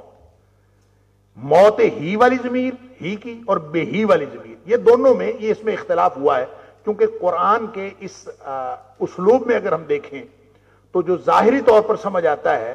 تو اس کا مطلب یہ ہے کہ یہاں عیسیٰ علیہ السلام کی بات ہو رہی ہے، یا پھر رفع عیسیٰ کی بات ہو رہی ہے، یا پھر عیسیٰ علیہ السلام کے بارے میں ان کا جو بحفاظت آسمانوں پر اٹھا لیا جانا ہے اس کے بارے میں بات ہو رہی ہے اور ان کے شبہات کی بات ہو رہی ہے۔ تو لَيُؤْمِنَنَّ بِهِ کا معنی، اس کا مطلب یہ ہوگا کہ اس کا تعلق اس واقعے کے ساتھ ہے جو حضرت عیسیٰ علیہ السلام کے ساتھ ہوا، یا پھر حضرت عیسیٰ علیہ السلام کی ذات کے ساتھ ہے۔ تو ہی کی ضمیر کا ایک احتمال یہاں پہ یہ موجود ہے کہ یا تو حضرت عیسیٰ علیہ السلام کی ذات کے ساتھ تعلق ہے کہ کوئی بھی اہل کتاب میں سے ایسا نہیں جو حضرت عیسیٰ علیہ السلام پر ایمان نہ لائے قبل موت ہی، اپنی موت سے قبل یا عیسیٰ علیہ السلام کی موت سے قبل۔ یہ موت ہی میں دونوں احتمال موجود ہیں۔ تو جو پہلا احتمال ہے بہی والا، عیسیٰ علیہ السلام کے ساتھ یا عیسیٰ علیہ السلام کی ذات یا پھر ان کے ساتھ جو واقعات ہوئے ان کے ساتھ، اور تیسرا احتمال اس بہی کا یہ بھی ہے کہ یہ چونکہ قرآن ہے لہذا مفسرین نے یہ تیسرا احتمال بھی لکھا ہے کہ بہی کی ضمیر کا اشارہ، یہ اس سے مراد قرآن پاک ہے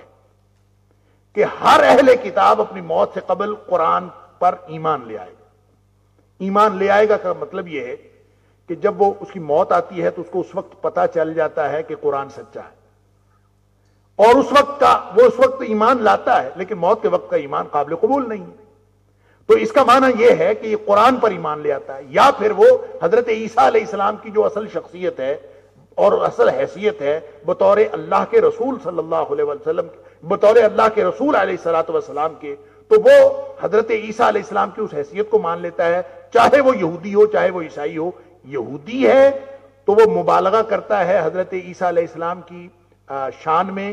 گھٹا کے ان کا مقام اور ان کو جھوٹا کہہ کے اور جو عیسائی ہے وہ مبالغہ کرتا ہے ان کی مقام کو بڑھا کر ان کو الوہیت کے مرتبے پر فائز کر کے، تو جو بھی اہل کتاب ہوگا وہ اپنی موت سے قبل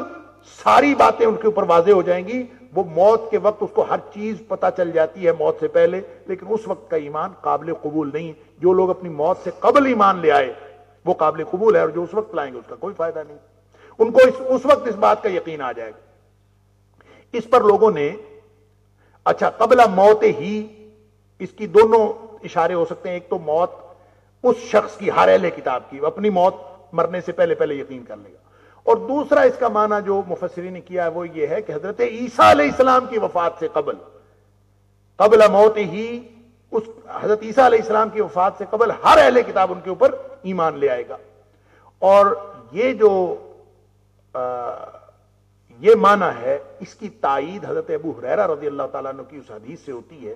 جو بخاری شریف کے اندر موجود ہے کہ حضرت ابو ہریرہ رضی اللہ تعالیٰ نے فرمایا کہ نبی کریم صلی اللہ علیہ وسلم نے فرمایا کہ حضرت عیسیٰ علیہ السلام دمشق میں نازل ہوں گے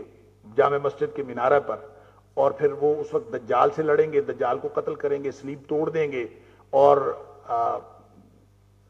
جزیہ معاف کر دیں گے اور سور کو قتل کریں گے، اور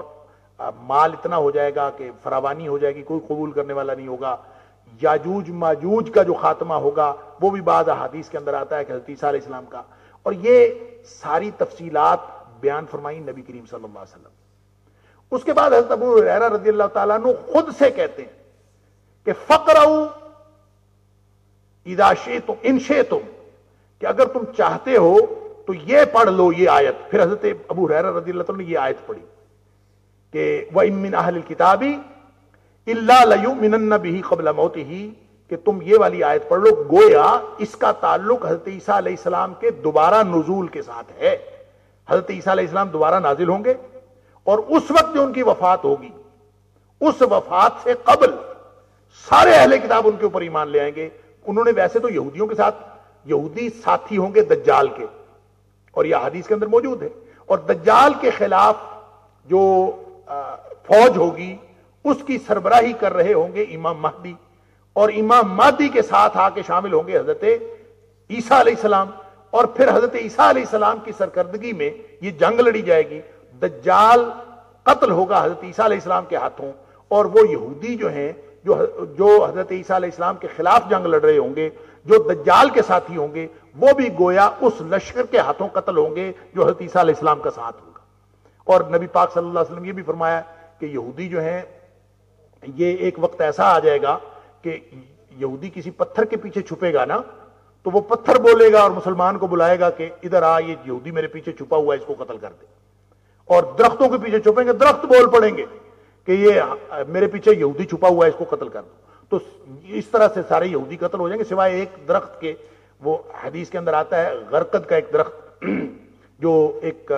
جنگلی درخت ہوتا ہے، بہت زیادہ ہائٹ کا نہیں ہوتا، ایک جھاڑی نما درخت. تو وہ غرقد کا جو درخت ہے وہ نہیں بتائے گا کہ میرے پیچھے یہودی چھپا ہوا ہے، باقی ہر چیز بتا دے. گویا وہ درخت جو ہے وہ یہودیوں کا دوست درخت ہے. اب یہ بات حدیث میں آئی ہے، اور کہتے ہیں کہ اسرائیل میں یہودی سب سے زیادہ جو درخت کاشت کر رہے ہیں وہ غرقد کو کاشت کر رہے ہیں. گویا بات ہمارے نبی کریم صلی اللہ علیہ وسلم نے فرمائی ہے، یقین ان کو ہے کہ یہ ہمارے لیے پروٹیکشن بن سکتا ہے، اور اس کے علاوہ کوئی چیز پروٹیکشن نہیں بن سکتی. پوری تیاری انہوں نے کی ہوئی. خیر یہ ایک الگ موضوع ہے، اور جنگ کا اور ملاحم کا. یہاں صرف جو بات سمجھنے کی ہے کہ حضرت ابو ہریرہ رضی اللہ تعالیٰ عنہ اس آیت کو حضرت عیسیٰ علیہ السلام کے نزول کے ساتھ منسلک کرتے ہیں کہ وہ اس کے اوپر حضرت عیسیٰ علیہ السلام جب تشریف لائیں گے تو اس سے پہلے یا یہودی مر جائیں گے، اور جو بچ جائیں گے وہ ایمان لے آئیں گے حضرت عیسیٰ علیہ السلام پر. اور کوئی عیسائی یا کوئی یہودی ایسا نہیں بچے گا جو حضرت عیسیٰ علیہ السلام پر حضرت عیسیٰ علیہ السلام کی وفات سے قبل ایمان لائے. یہ جمہور مفسرین نے حضرت ابو ہریرہ رضی اللہ تعالیٰ عنہ کی اس روایت جو بخاری شریف کے اندر موجود ہے اس کی روشنی میں یہی مفہوم بیان کیا. لیکن اس پر اعتراض کرنے والوں کو یہ اعتراض ہوا ہے کہ ایمان حضرت عیسیٰ علیہ السلام پر نزول کے بعد لانا یہ تو ویسے ہی شریعت محمدی کے خلاف ہے کہ نبی کریم صلی اللہ علیہ وسلم پر ایمان لانا ہوگا کہ حضرت عیسیٰ علیہ السلام پر ایمان لانا ہوگا. یعنی اگر حضرت عیسیٰ علیہ السلام نازل ہوں گے بھی تو اس وقت وہ نبی کی حیثیت سے نہیں آئیں گے، وہ تو نبی پاک صلی اللہ علیہ وسلم کے امتی کی حیثیت سے آئیں گے، لہذا اس وقت ان پر ایمان لانا یہ تو بعید القیاس ہے۔ اس وقت تو ایمان، وہ خود بھی ایمان رکھیں گے نبی کریم صلی اللہ علیہ وسلم پر، اور جو ان کے پیروکار ہوں گے وہ بھی ایمان رکھیں گے نبی کریم صلی اللہ علیہ وسلم پر، لہذا اس آیت کا جو مصداق آپ سمجھ رہے ہیں اس آیت کی روشنی میں یہ غلط ہے، یہ لوگوں نے اعتراض کیا۔ تو بات یہ ہے کہ لَيُؤْمِنَنَّ جو ہے اس کا تعلق، یہ جیسے میں نے سجدہ کی بات کی کہ سجدہ اپنے اصطلاحی معنوں میں بھی استعمال ہوتا ہے، جو ایک خاص عمل کا نام ہے شریعت اسلامیہ میں، اور سجدہ اپنے لغوی معنوں میں صرف جھکنے کے معنوں میں بھی استعمال ہوتا ہے، اسی طرح جو لَيُؤْمِنَنَّ ہے ایمان، آمن بہی کا ایک معنی ایقن بہی بھی ہوتا ہے، ایقن بہی، اس کا یقین کر لیا۔ لہذا اصل بات یہ ہے کہ جو پیچھے سیاق و سباق میں آپ دیکھیں کہ وَلَٰكِنْ شُبِّهَ لَهُمْ اور إِنَّ الَّذِينَ اخْتَلَفُوا فِيهِ فِي شَكٍّ مِّنْهُ، کہ لفی شک منہ، کہ ایک تو وہ شبے میں پڑے ہوئے ہیں، ان کو شبہ ہو گیا ہے، دوسرا ان کے سارے علوم کی بنیاد شک ہے، اور شک کے مقابلے میں یقین ہوتا ہے۔ لہذا یہ کیا ہوا تھا، یہ اصل بات کیا تھی،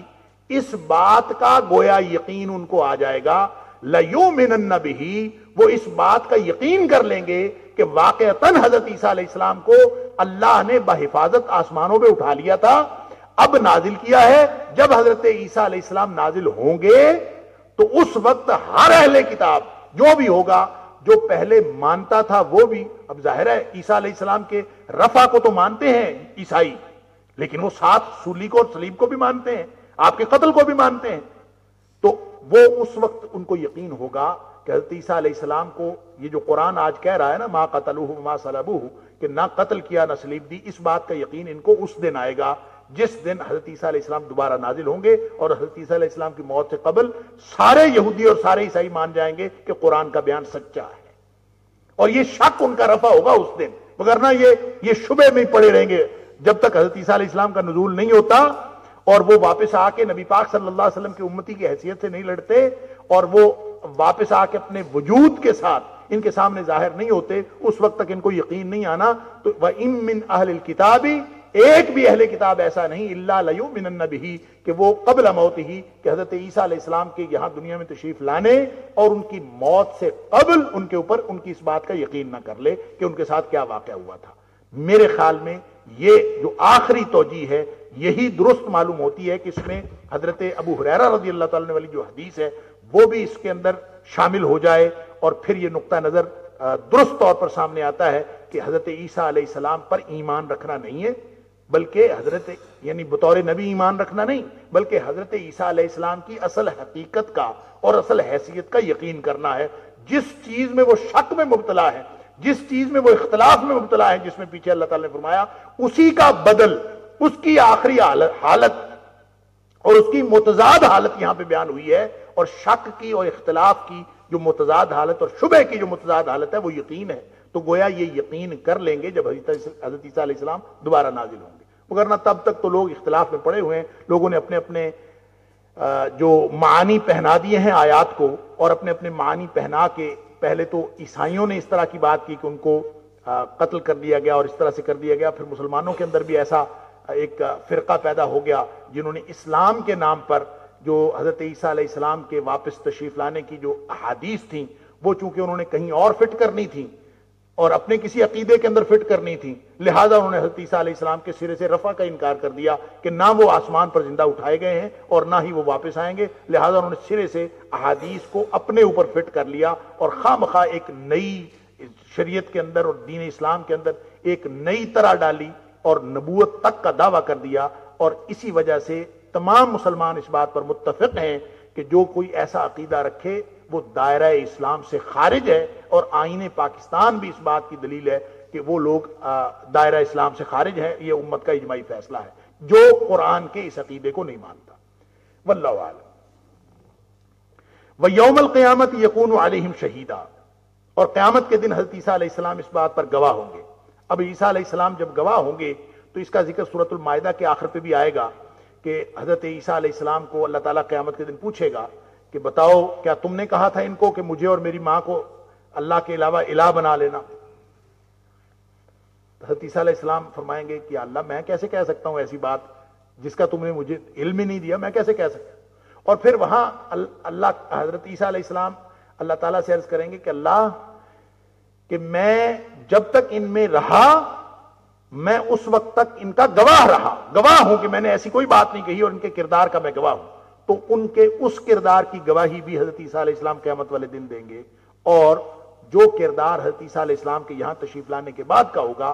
اس کی بھی گواہی قیامت والے دن حضرت عیسیٰ علیہ السلام دیں گے. اور جو پیچھے ہم آیت نمبر 141 میں پڑھ آئے ہیں کہ قیامت والے دن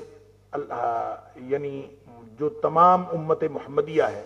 یہ پچھلے تمام لوگوں پر گواہ ہوگی اور اللہ کے رسول صلی اللہ علیہ وسلم ہمارے اوپر گواہ ہوں. اور اس کی تفصیل میں نبی پاک صلی اللہ علیہ وسلم نے فرمایا کہ تم سب لوگ جو ہیں وہ ایک اونچی جگہ پر بلند ٹیلے پر بیٹھے ہوگے اور ہر نبی آ کے اللہ کے سامنے پیش ہو رہا ہوگا, اس سے سوال کیا جا رہا ہوگا کہ تم نے پیغام پہنچا دیا تھا, اور وہ اللہ تعالیٰ کے سامنے ہر نبی آ کے عرض کرے گا کہ میں نے تیرا پیغام اپنی امت کو پہنچا دیا تھا. جب اللہ تعالیٰ گواہی طلب کریں گے تو گواہ کے طور پر امت محمدیہ کو پیش کیا جاتا رہا ہوگا. ہر نبی کی گواہی دیں گے کہ اس نے بھی پیغام پہنچا دیا, اس نے بھی پیغام پہنچا دیا. اور کس بنیاد پر گواہی دیں گے؟ قرآن کی بنیاد پر. جو نبی پاک صلی اللہ علیہ وسلم پر قرآن نازل ہوا اور قرآن نے گواہی دی کہ سارے نبیوں نے پیغام پہنچایا ہے, تو اس بنیاد پر یہ امت گواہ ہوگی. اور پھر نبی کریم صلی اللہ علیہ وسلم گواہی دیں گے کہ یہ امت جو کچھ کہہ رہی ہے یہ صحیح کہہ رہی ہے. اس لیے اس امت کو امت وسط بنایا گیا, اس کی تفصیل پیچھے گزر چکی ہے. اچھا, دوسرا جو میں نے تیسرے احتمال کا ذکر کیا تھا نا, کہ تیسرا احتمال یہ ہے کہ بے ہی کی ضمیر قرآن کی طرف ہے, کہ کوئی اہل کتاب ایسا نہیں جو مرنے سے پہلے قرآن پر جو ہے وہ ایمان نہ لے آئے. اور بعض نے کہا ہے کہ اس میں جو قبلہ موت ہی کی ضمیر ہے نا, یہ موت ہی سے مراد نبی اکرم صلی اللہ علیہ وسلم کی ذات ہے, کہ نبی پاک صلی اللہ علیہ وسلم کی وفات سے قبل ان سب کو پتا چل جائے گا کہ نبی پاک صلی اللہ علیہ وسلم اللہ کے سچے رسول ہیں. لہذا انہوں نے پہلی بے ہی کی ضمیر کا مرجع جو ہے وہ قرآن کو کہا ہے, اور دوسری موت ہی والی جو ہی کی ضمیر ہے اس کا مرجع نبی پاک صلی اللہ علیہ وسلم کی ذات کو کہا ہے. اور جو پہلی صورت ہے اس صورت میں حضرت عیسیٰ علیہ السلام کی گواہی کا ذکر ہے, وَيَكُونُ عَلَيْهِمْ شَهِيدًا وَيَوْمَ الْقِيَامَةِ يَكُونُ عَلَيْهِمْ شَهِيدًا. اس صورت میں حضرت عیسیٰ علیہ السلام گواہ ہیں. اور جن لوگوں نے موت ہی کی یہاں پہ ہی کی ضمیر کا مرجع نبی اکرم صلی اللہ علیہ وسلم کی ذات کو کہا ہے, تو اس سے انہوں نے یہ مراد لیا ہے کہ قیامت والے دن نبی پاک صلی اللہ علیہ وسلم سب کے گواہ ہوں گے. واللہ اعلم, میرے خیال میں دور کی کوڑیاں ہیں, اس کو سیاق و سباق سے ہٹا کر نہیں سمجھنا چاہیے. اور سیاق و سباق میں جو بات سمجھ آ رہی ہے وہ حضرت عیسیٰ علیہ السلام کے ساتھ پیش آنے والے امور ہیں جن کے بارے میں یہودی بھی شبے میں ہیں اور شک میں ہیں, اور جن کے بارے میں عیسائی بھی شبے میں ہیں اور شک میں ہیں. بس وہ شک اور شبہ ان کا یقین میں بدل جائے گا جب حضرت عیسیٰ علیہ السلام دوبارہ نازل ہوں گے. یہ سادہ سا مفہوم ہے جو قرآن سے سمجھ آ رہا ہے, لہذا باقی ساری تفصیلات سے قطع نظر ہمیں بھی اس سادہ مفہوم کو سمجھنا چاہیے, اور اسی کی تائید صحیح احادیث سے ہوتی ہے. فَبِظُلْمٍ مِّنَ الَّذِينَ هَادُوا, اور جو یہودیوں نے ظلم کیا اس کی وجہ سے, فَبِظُلْمٍ مِّنَ الَّذِينَ هَادُوا, جو لوگ یہودی ہوئے ان کے ظلم کے سبب حرمنا علیہم, حرام کر دی ہم نے ان کے اوپر, طیبات, بہت ساری پاکیزہ چیزیں, احلت لہم, جو ان کے لیے حلال کی گئی تھی. یعنی یہودیوں کے لیے جو بہت ساری چیزیں پہلے حلال تھیں ان کے کرتوتوں کی وجہ سے اور ان کی نافرمانیوں کی وجہ سے اللہ تعالیٰ نے حرام کر دی, حالانکہ وہ پہلے حلال تھیں. وَبِصَدِّهِمْ, اور ان کے روکنے کی وجہ سے, عن سبیل اللہ کثیرا, اللہ کے راستے سے, کثیرا, بہت سارے لوگوں کو, یعنی بہت سارے لوگوں کو اللہ کے راستے سے روکنے کی وجہ سے اور ان کے ظلم کی وجہ سے ہم نے بہت ساری چیزیں ان کے اوپر حرام کر دی. اب ان میں سے کون کون سی چیزیں حرام کی اس کی کچھ تفصیل سورۃ الانعام کے اندر آئے گی کہ اللہ تعالیٰ نے ان کے اوپر کون کون سی چیزیں حرام کی ان کے کرتوتوں کی وجہ سے, ان کی خرابیوں اور نافرمانیوں کی وجہ سے. اور کچھ ہم ان ساری تفصیلات سے سمجھ سکتے ہیں جو سورۃ البقرہ سے لے کر اب تک بیان ہو چکی. مثلا ان سے دنیاوی قیادت چھن گئی, ان سے اقتدار چھن گیا, پھر ان سے جو نبوت چھن گئی, رسالت چھن گئی, دینی سیادت چھن گئی, اور جو غلبہ اللہ تعالیٰ نے ان کو عطا فرمایا تھا اللہ تعالیٰ نے ان سے چھین لیا, اور جو فضیلت ان کو عطا فرمائی تھی وہ چھین لی. یہ اللہ تعالیٰ کے انعامات سے جو ان سے چھین لیے گئے. اور اس کے علاوہ وہ چھوٹی موٹی چیزیں جو کھانے پینے کی تھی وہ بھی حرام کر دی گئیں. یہ ساری تفصیلات شامل کر کے اس سے بات یہ سمجھ آتی ہے کہ یہودیوں کے اوپر جو کچھ بھی اللہ نے حرام کیا، چاہے وہ ان کے اوپر دنیاوی نعمتیں تھیں، چاہے ان کے اوپر اخروی نعمتیں تھیں، وہ ساری کی ساری حرام ہونے کی وجہ ان کے اپنے کرتوت تھے. اور اس سے ایک اصول بھی سمجھ آیا کہ جو لوگ اللہ تعالیٰ کی نافرمانی کے راستے پر چلتے ہیں، ضروری نہیں ہے کہ جو چیزیں ان کے پاس موجود ہیں. اب اللہ تعالیٰ نے قرآن میں جو احکام نازل کر دیے حلال اور حرام کے، اور نبی پاک صلی اللہ علیہ وسلم نے حلال اور حرام کے ضابطے دے دیے. اب حکم تو نیا نہیں آنا، لیکن جو شخص بھی اس کردار کے اوپر چلے گا،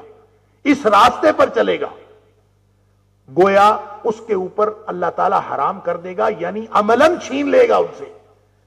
تو جیسے یہودیوں کے ساتھ یہ ہوا، یہ تنبیہ ہے اس کے اندر امت محمدیہ کو بھی اور قیامت تک آنے والے انسانوں کو بھی، کہ جو بھی یہودیوں جیسا کردار فَبِظُلْمٍ مِّنَ الَّذِينَ هَادُوا، جو یہودی ہوئے ان کے ظلم کی وجہ سے، حرمنا علیہم طیبات، بہت ساری پاکیزہ چیزیں ہم نے ان کے اوپر، جو ان کے اوپر پہلے حلال کی تھی، احلت لہم، ان کے لیے حلال تھی، اب ہم نے حرام کر دی. وَبِصَدِّهِمْ عَنْ سَبِيلِ اللَّهِ كَثِيرًا، اور جو لوگوں کو وہ روکتے رہے، بہت سارے لوگوں کو اللہ کے رستے سے. یہ جو سدود ہے نا، وَبِصَدِّهِمْ عَنْ سَبِيلِ اللَّهِ، سدود عن سبیل اللہ، اس سے مراد جہاں کہیں بھی قرآن میں یہ استعمال ہوا ہے، اس سے روکنا مراد ہے، اللہ کے راستے سے روکنا. اور یہ روکنا صرف دوسروں کو مراد نہیں ہے، اپنے آپ کو بھی روکنا اور دوسروں کو بھی روکنا. جو بھی یہ کردار ادا کرتا ہے کہ خود بھی اللہ کے احکام کی پیروی نہیں کرتا اور دوسروں کے لیے بھی پیروی نہ کرنے کا باعث بنتا ہے، یہ سدود عن سبیل اللہ. وَأَخْذِهِمُ الرِّبَا، اور ان کے سود لینے کی وجہ سے، ربا کا مطلب سود لینے کی وجہ سے، وَقَدْ نُهُوا عَنْهُ، حالانکہ ان کو منع کیا گیا تھا، اور یقیناً وہ منع کیے گئے تھے ان سے کہ سود. یہ دیکھیں سود جو ہے جیسے کلیئر کٹ قرآن میں حرام ہے، اسی طرح یہ کلیئر کٹ تورات میں بھی حرام تھا. لیکن آپ دیکھیں پوری دنیا میں سب سے بڑے جو سودی معیشت کو سنبھالا دیے ہوئے یہودی، اور نبی پاک صلی اللہ علیہ وسلم کے دور میں بھی سود پر جو کتنا کاروبار ہو رہا تھا وہ سارے کے سارے یہودی کر رہے تھے. اللہ تعالیٰ فرماتا ہے وَقَدْ نُهُوا عَنْهُ، ان کو تو روکا گیا تھا کہ یہ سود کا کاروبار نہ کریں، لیکن سب سے زیادہ وہ سود وہی کھاتے ہیں. تو اس کی دلیل انہوں نے یہ نکالی تھی، اس کی تعویل وہ یہ کرتے تھے، جس طرح سے انہوں نے ہیلا کر کے یہودیوں نے ہفتے والے دن میں زیادتی کی نا، ہفتے والے دن مچھلیاں نہیں پکڑتے اور ہیلے کی ایک حوض بنا لیے، رسیاں بنا لیں یا کنڈیاں ڈال لیں اور پھر پکڑ اتوار والے دن لیں، اور جس طرح سے اس میں انہوں نے ہیلا سازیاں کی، اسی طرح انہوں نے ہیلا اس میں بھی کیا کہ سود کے بارے میں انہوں نے سوچا کہ سود جو حرام ہے نا، یہ آپس میں لینا دینا حرام ہے، یعنی یہودی سے سود نہ لے، نہ سود دے نہ سود لے، آپس میں حرام ہے.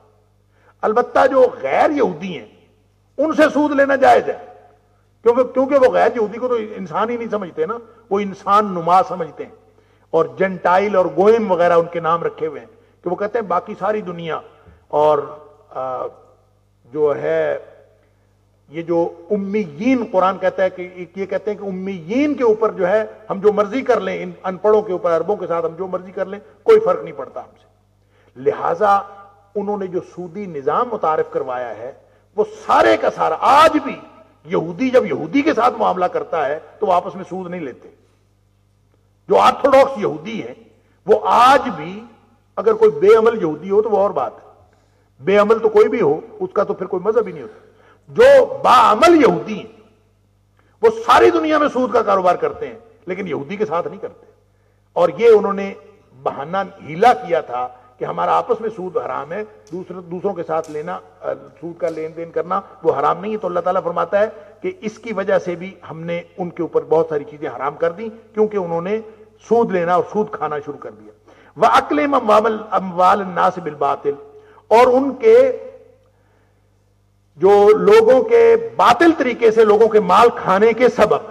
وَأَكْلِهِمْ، اور کھانا ان کا، اموال الناس، لوگوں کے مال، بالباطل، باطل طریقے سے، یعنی ایک تو سود کھانا ہے، اس کے علاوہ باطل طریقے ہزار ہیں کسی کو دھوکہ دہی سے کھا لینا، فراڈ سے کھا لینا، یا رشوت کے ذریعے سے کھا لینا، جتنے بھی باطل طریقے ہو سکتے ہیں وہ سارے ان کے ذریعے سے وہ لوگوں کا مال کھاتے ہیں۔ وَأَعْتَدْنَا لِلْكَافِرِينَ مِنْهُمْ عَذَابًا أَلِيمًا، ان لوگوں کے لیے ہم نے بہت ہی دردناک عذاب تیار کر رکھا ہے۔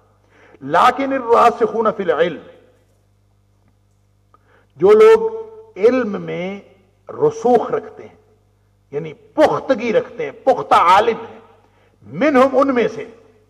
اب پھر یہ عبداللہ بن سلام رضی اللہ تعالیٰ عنہ کا تذکرہ آ گیا یا ان کے ساتھیوں کا ذکر آ گیا۔ لیکن الراسخون فی العلم منہم، ان میں سے جو لوگ واقعتاً پختہ علم رکھتے ہیں، یعنی باقی سب کے پاس تو علم کہاں ہے، اٹکل بچو ہے، الا اتباع الظن، اللہ تعالیٰ ابھی فرما چکا ہے پچھلی آیات میں کہ وہ سوائے اپنے گمان کے اور کسی چیز کی پیروی نہیں کرتے، علم تو ان کے پاس سرے سے ہے ہی نہیں۔ جن کے پاس علم ہے، جن کے پاس علمی پختگی موجود ہے، والمومنون، اور جو ان میں سے مومن ہے، صحیح مومن، یعنی جو حضرت موسیٰ علیہ السلام پر ایمان صحیح رکھتا تھا وہ حضرت عیسیٰ علیہ السلام پر بھی ایمان رکھتا تھا، اور جو حضرت عیسیٰ علیہ السلام پر صحیح ایمان رکھتا تھا وہ نبی اکرم صلی اللہ علیہ وسلم پر بھی ایمان رکھتا تھا۔ لہذا جس کا ایمان نبی پاک صلی اللہ علیہ وسلم پر نہیں، اس کا ایمان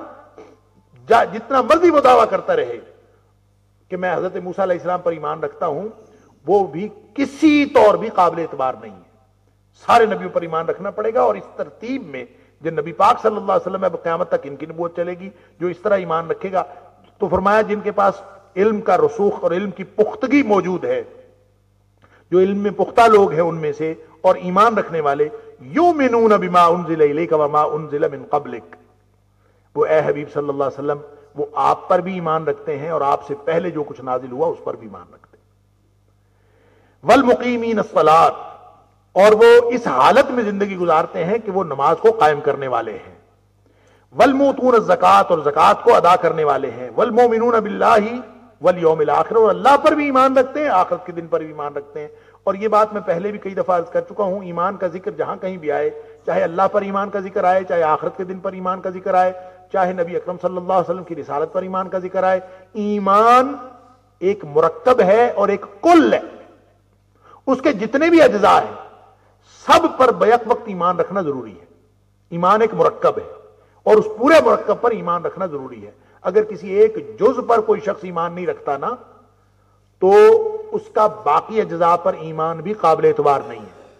لہذا ایمان کا ذکر کرتے ہوئے چاہے کسی ایک جز کا ذکر ہو، چاہے پورے کل کا ذکر ہو، اس سے مراد ایک ہی ہے، وہ پورے کا پورا ایمان اس سے مراد ہے۔ یعنی کسی جگہ صرف اللہ پر ایمان کا ذکر ہو، کسی جگہ صرف آخرت پر ایمان کا ذکر ہو، کہیں کسی جگہ صرف حضرت محمد کریم صلی اللہ علیہ وسلم پر ایمان کا ذکر ہو، تو اس سے مراد سارا ایمان ہوگا، جس میں نبیوں پر ایمان، کتابوں پر ایمان، فرشتوں پر ایمان، اللہ پر ایمان، رسول پر ایمان، آخرت پر ایمان، سارے ایمان اس کے اندر شامل ہوں گے۔ تو فرمایا کہ وہ ایمان رکھتے ہیں، والمؤمنون باللہ والیوم الآخر، اور وہ آخرت پر بھی، اللہ پر بھی ایمان رکھتے ہیں، آخرت پر بھی ایمان رکھتے ہیں، ایمان رکھنے والے ہیں۔ اولئک سنؤتیہم اجرا عظیما، یہ وہ لوگ ہیں جن کو ہم عنقریب بہت بڑا اجر عطا فرمائیں گے۔ یعنی وہ یہودی جو اپنے دور میں موسیٰ علیہ السلام پر صحیح ایمان رکھتا تھا، پھر بعد میں حضرت عیسیٰ علیہ السلام پر جو یہودی صحیح ایمان رکھتے تھے، اور جو کیونکہ حضرت موسیٰ علیہ السلام کا دین بھی اسلام تھا، حضرت عیسیٰ علیہ السلام کا دین بھی اسلام تھا، اب نبی پاک صلی اللہ علیہ وسلم جو دین لے کے ہیں وہ بھی اسلام ہے، لہذا اب جو رسالت جس کو ماننا ہے، اب ایمان کی اس تفصیل میں نبی کریم صلی اللہ علیہ وسلم کے اوپر، آپ کی ذات کے اوپر، آپ کی لائی ہوئی ہدایات کے اوپر ایمان رکھنا یہ بھی ضروری ہے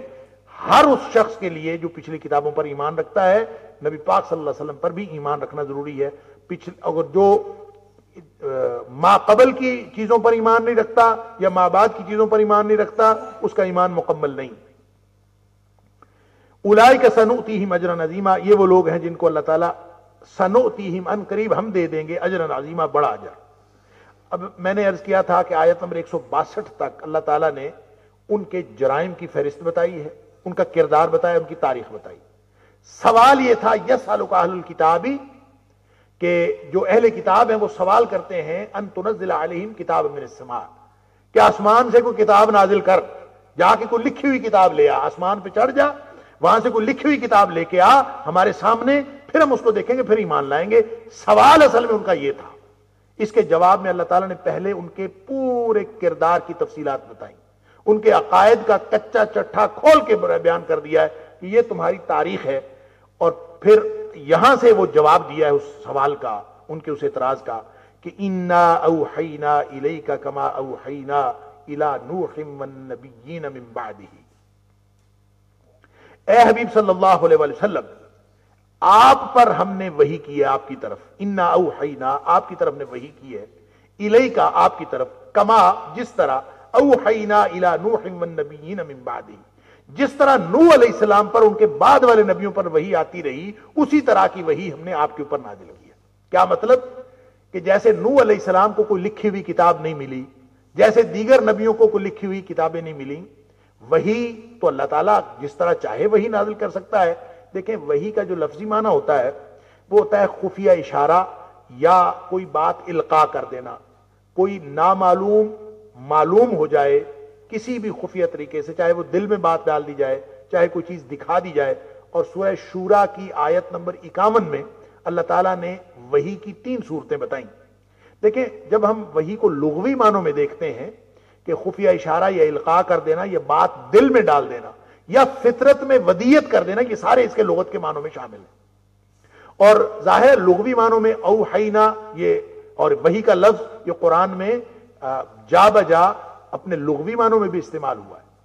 جیسے سورہ نحل کے اندر ہے وَأَوْحَى رَبُّكَ إِلَى النَّحْلِ، تیرے رب نے وحی کی شہد کی مکھی کی طرف۔ اب شہد کی مکھی کی طرف وحی کی تو وحی تو نبیوں پر آتی ہے۔ اللہ اکبر۔ تو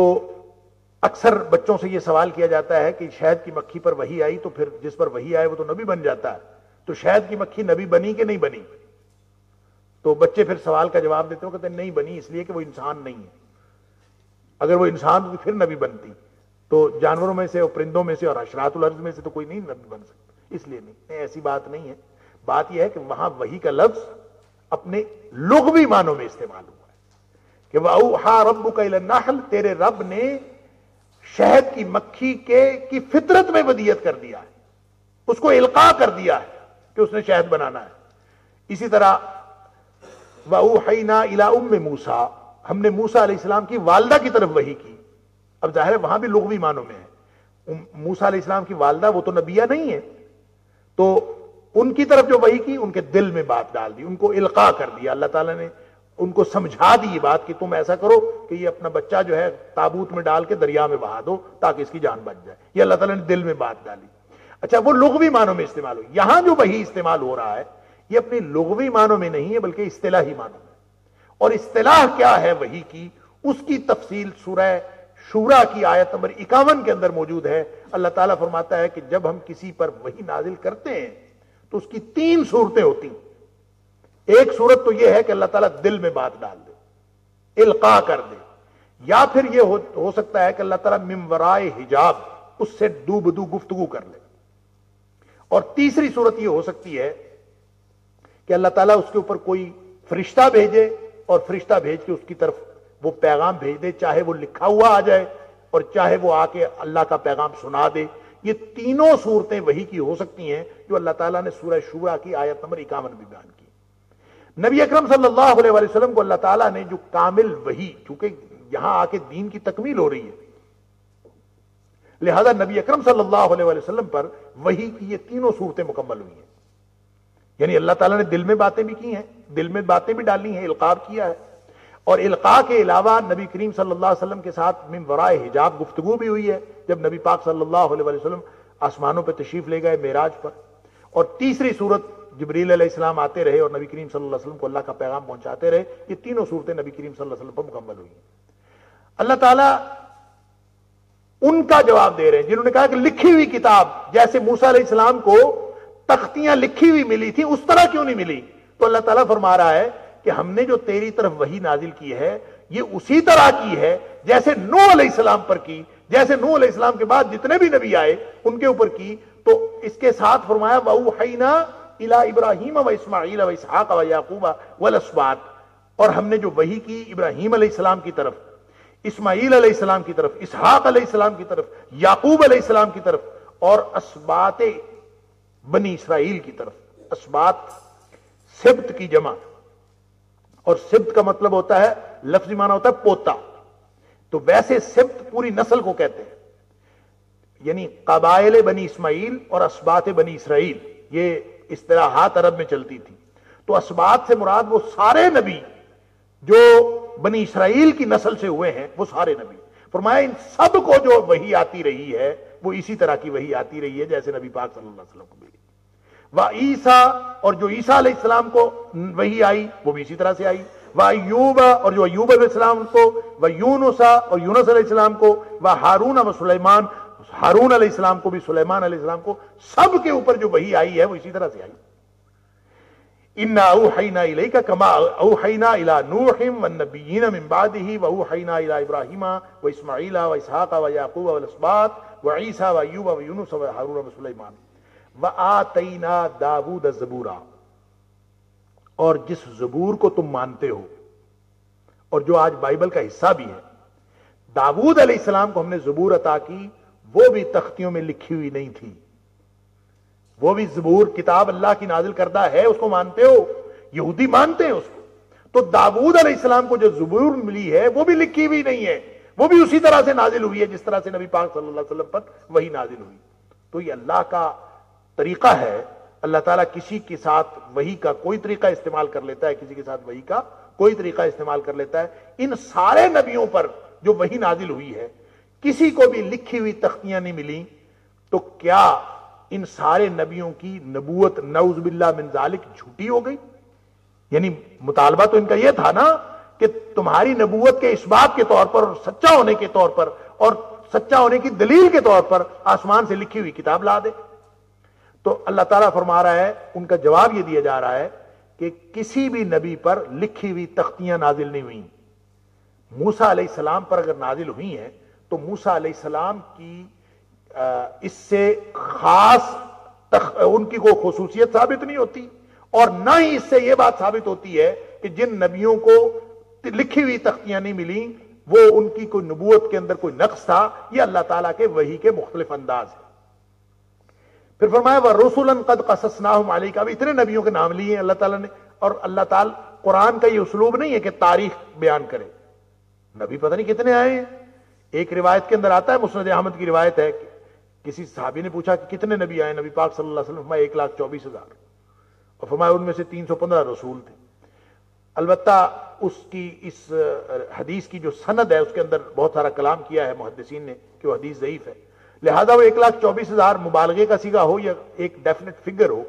बहरहाल अल्लाह ताला ने कितने ही हजारों नबी नाजिल किए हैं, नाम उनमें से कम लोगों के लिए हैं। फरमाया व रसूलन, और वो रसूल जितने भी आए, कद क़ससनाहुम अलैका मिन क़ब्ल, जो इससे पहले आपके ऊपर उनके नाम हमने बयान कर दिए हैं, उनके हालात बयान कर दिए हैं, वो भी व रसूलन लम नक़्सुसहुम अलैक, और ऐसे भी रसूल हमने नाजिल किए हैं, भेजे हैं कि जिनका हमने आपके ऊपर हाल बयान ही नहीं किया।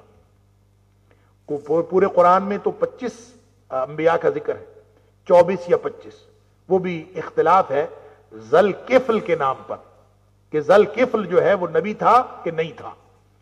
तो बाज़ का ख्याल है कि वो नबी था, अगर वो नबी था तो 25 नाम आए हैं, और अगर वो नहीं उनको अंबिया में जिक्र ना करें तो फिर ये 24 बनते हैं।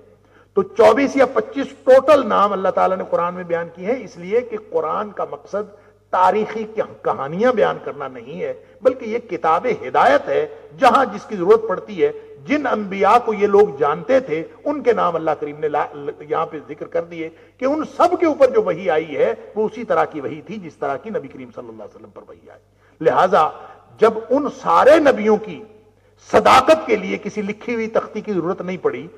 तो नबी करीम सल्लल्लाहु अलैहि वसल्लम के लिए लिखी हुई तख्ती की जरूरत क्यों पड़ गई? और फिर फरमाया कि वो जितने भी नबी आए सबको हमने इसी तरह से, जिनका बयान हुआ जिनका बयान नहीं हुआ, सब के ऊपर। वकल्लम अल्लाह मूसा तकलीमा, अल्लाह अकबर। तुम तख्तियों की बात करते हो,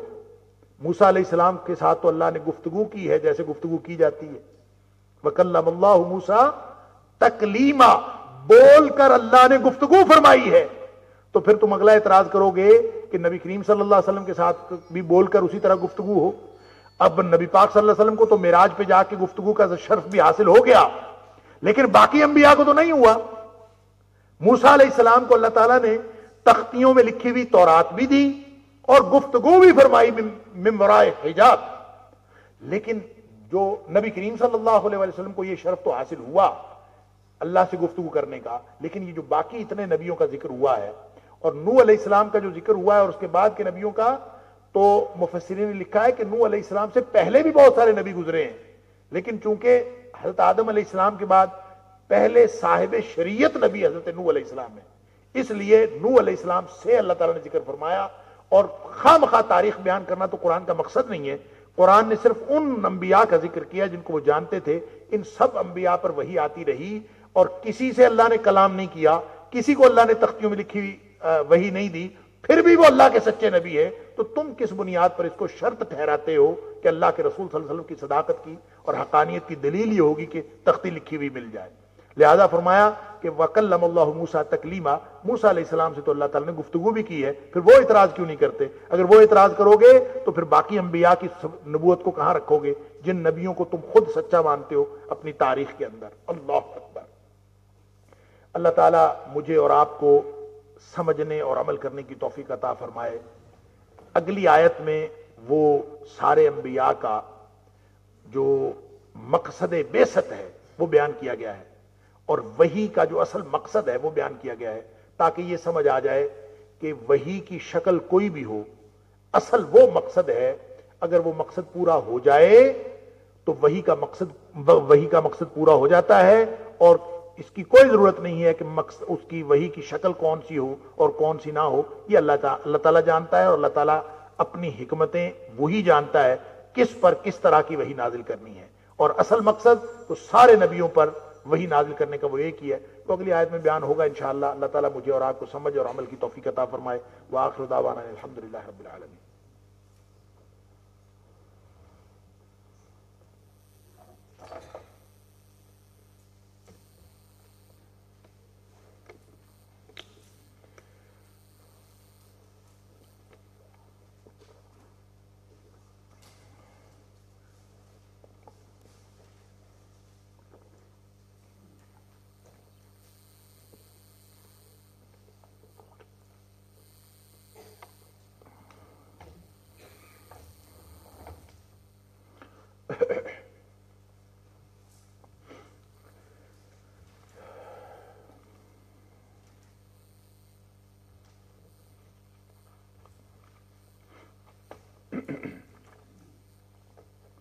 بسم اللہ الرحمن الرحیم. سوال ہے کہ کیا ایک محدث کی اس حدیث کو جس کو اس نے خود حسن یا صحیح قرار دیا ہو اس کو ضعیف قرار دیا جا سکتا ہے؟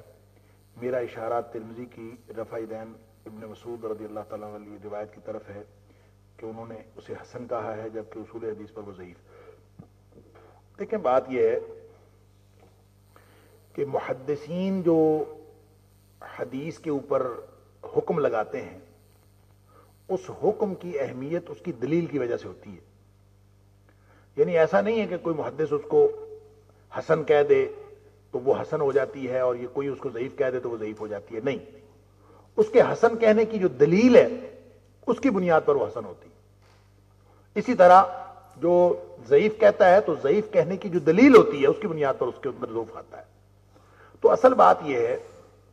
کہ حدیث کے اس طرح کی ٹیکنیکل جو ٹرمز ہیں ان کے بارے میں مسئلہ پوچھنا ایسا ہی ہے جیسے ہم کیمسٹری کے فارمولوں کے بارے میں آپس میں گفتگو کرنا شروع کر دیں جن لوگوں نے کیمسٹری نہیں پڑھی ہوئی ان کے ساتھ. اب کیمسٹری ایک سائنس ہے، اس کے ایک اپنے فارمولے ہیں، ہمیں صرف ان کی بتائی ہوئی باتوں پر یقین کرنا پڑے گا یا پھر کیمسٹری کو بطور مضمون پڑھنا پڑے گا. ہم جو کام خراب کرتے ہیں نا حدیث کے بارے میں، پڑھتے ککھ نہیں ہے، سوال وہ کرتے ہیں جو اس کا سائنٹیفک کوسچن ہے، جو اس کی حدیث کی سائنس کے ساتھ تعلق رکھتا ہے. لہذا جس طرح کی فزکس ایک سائنس ہے، جس طرح میتھمیٹکس ایک سائنس ہے، جس طرح سے کیمسٹری ایک سائنس ہے، ایک بایولوجی سائنس ہے، ایک حدیث بھی ایک ٹیکنیکل اور سائنٹیفک نالج ہے اور اس کو سمجھنے کے لیے اس کو پڑھنا پڑتا ہے. یوں ایک ایف اے کا طالب علم ہوتا ہے، اٹھ کے کھڑا ہو جاتا ہے، حدیث سنیں جی 300 سال بعد لکھی گئی، حدیث سنا ہے جی اس کے بارے میں فلاں مسئلہ ہے، وہ جو سنا ہے جی ابو ہریرہ رضی اللہ تعالیٰ عنہ فقیہ نہیں تھے. یعنی یہ جو سوالات ہم کرتے ہیں حدیث پر، اور جرح و تعدیل کے وہ اصول جو وہ سائنس پڑھنے والوں میں سے بھی کم لوگوں کی سمجھ میں آتے ہیں، ان کو ہم سمجھنا چاہتے ہیں اور اس کے بارے میں فتویٰ لگانا چاہتے ہیں بغیر پڑھے. اور اس کے بارے میں یہ جو اس فیلڈ میں اور اس میدان میں بڑے بڑے علماء نے ٹھوکر کھائی ہے، بڑے بڑے مفسرین ایسے گزرے ہیں بر صغیر میں کہ جو قرآن کی تفسیر تو اچھی کرتے تھے اور قرآن کی تفسیر کے بارے میں ان کی بڑی اچھی خدمات ہیں، لیکن انہوں نے حدیث کے اوپر جب بات کی ہے تو چونکہ انہوں نے حدیث کو بطور سائنس پڑھا ہی نہیں تھا، لہذا انہوں نے حدیث کے بارے میں بات کرتے ہوئے بڑی ٹھوکر کھائی ہے، بڑی غلطیاں کی. اس لیے میں یہ عرض کروں کہ یہ حدیث ایک سائنس ہے. یہ جو آپ نے پوچھا کہ قرار دیا جا سکتا ہے، بالکل دیا جا سکتا ہے. اس لیے کہ آج بھی کوئی محدث اٹھے، دور جدید کا کوئی محدث، آپ محدث بن جائیں، جو حدیث کا کام کرنے والا محدث ہے، آپ حدیث پر کام کریں اور اس کے اوپر آپ کہیں کہ میں اس حدیث کو صحیح کہتا ہوں،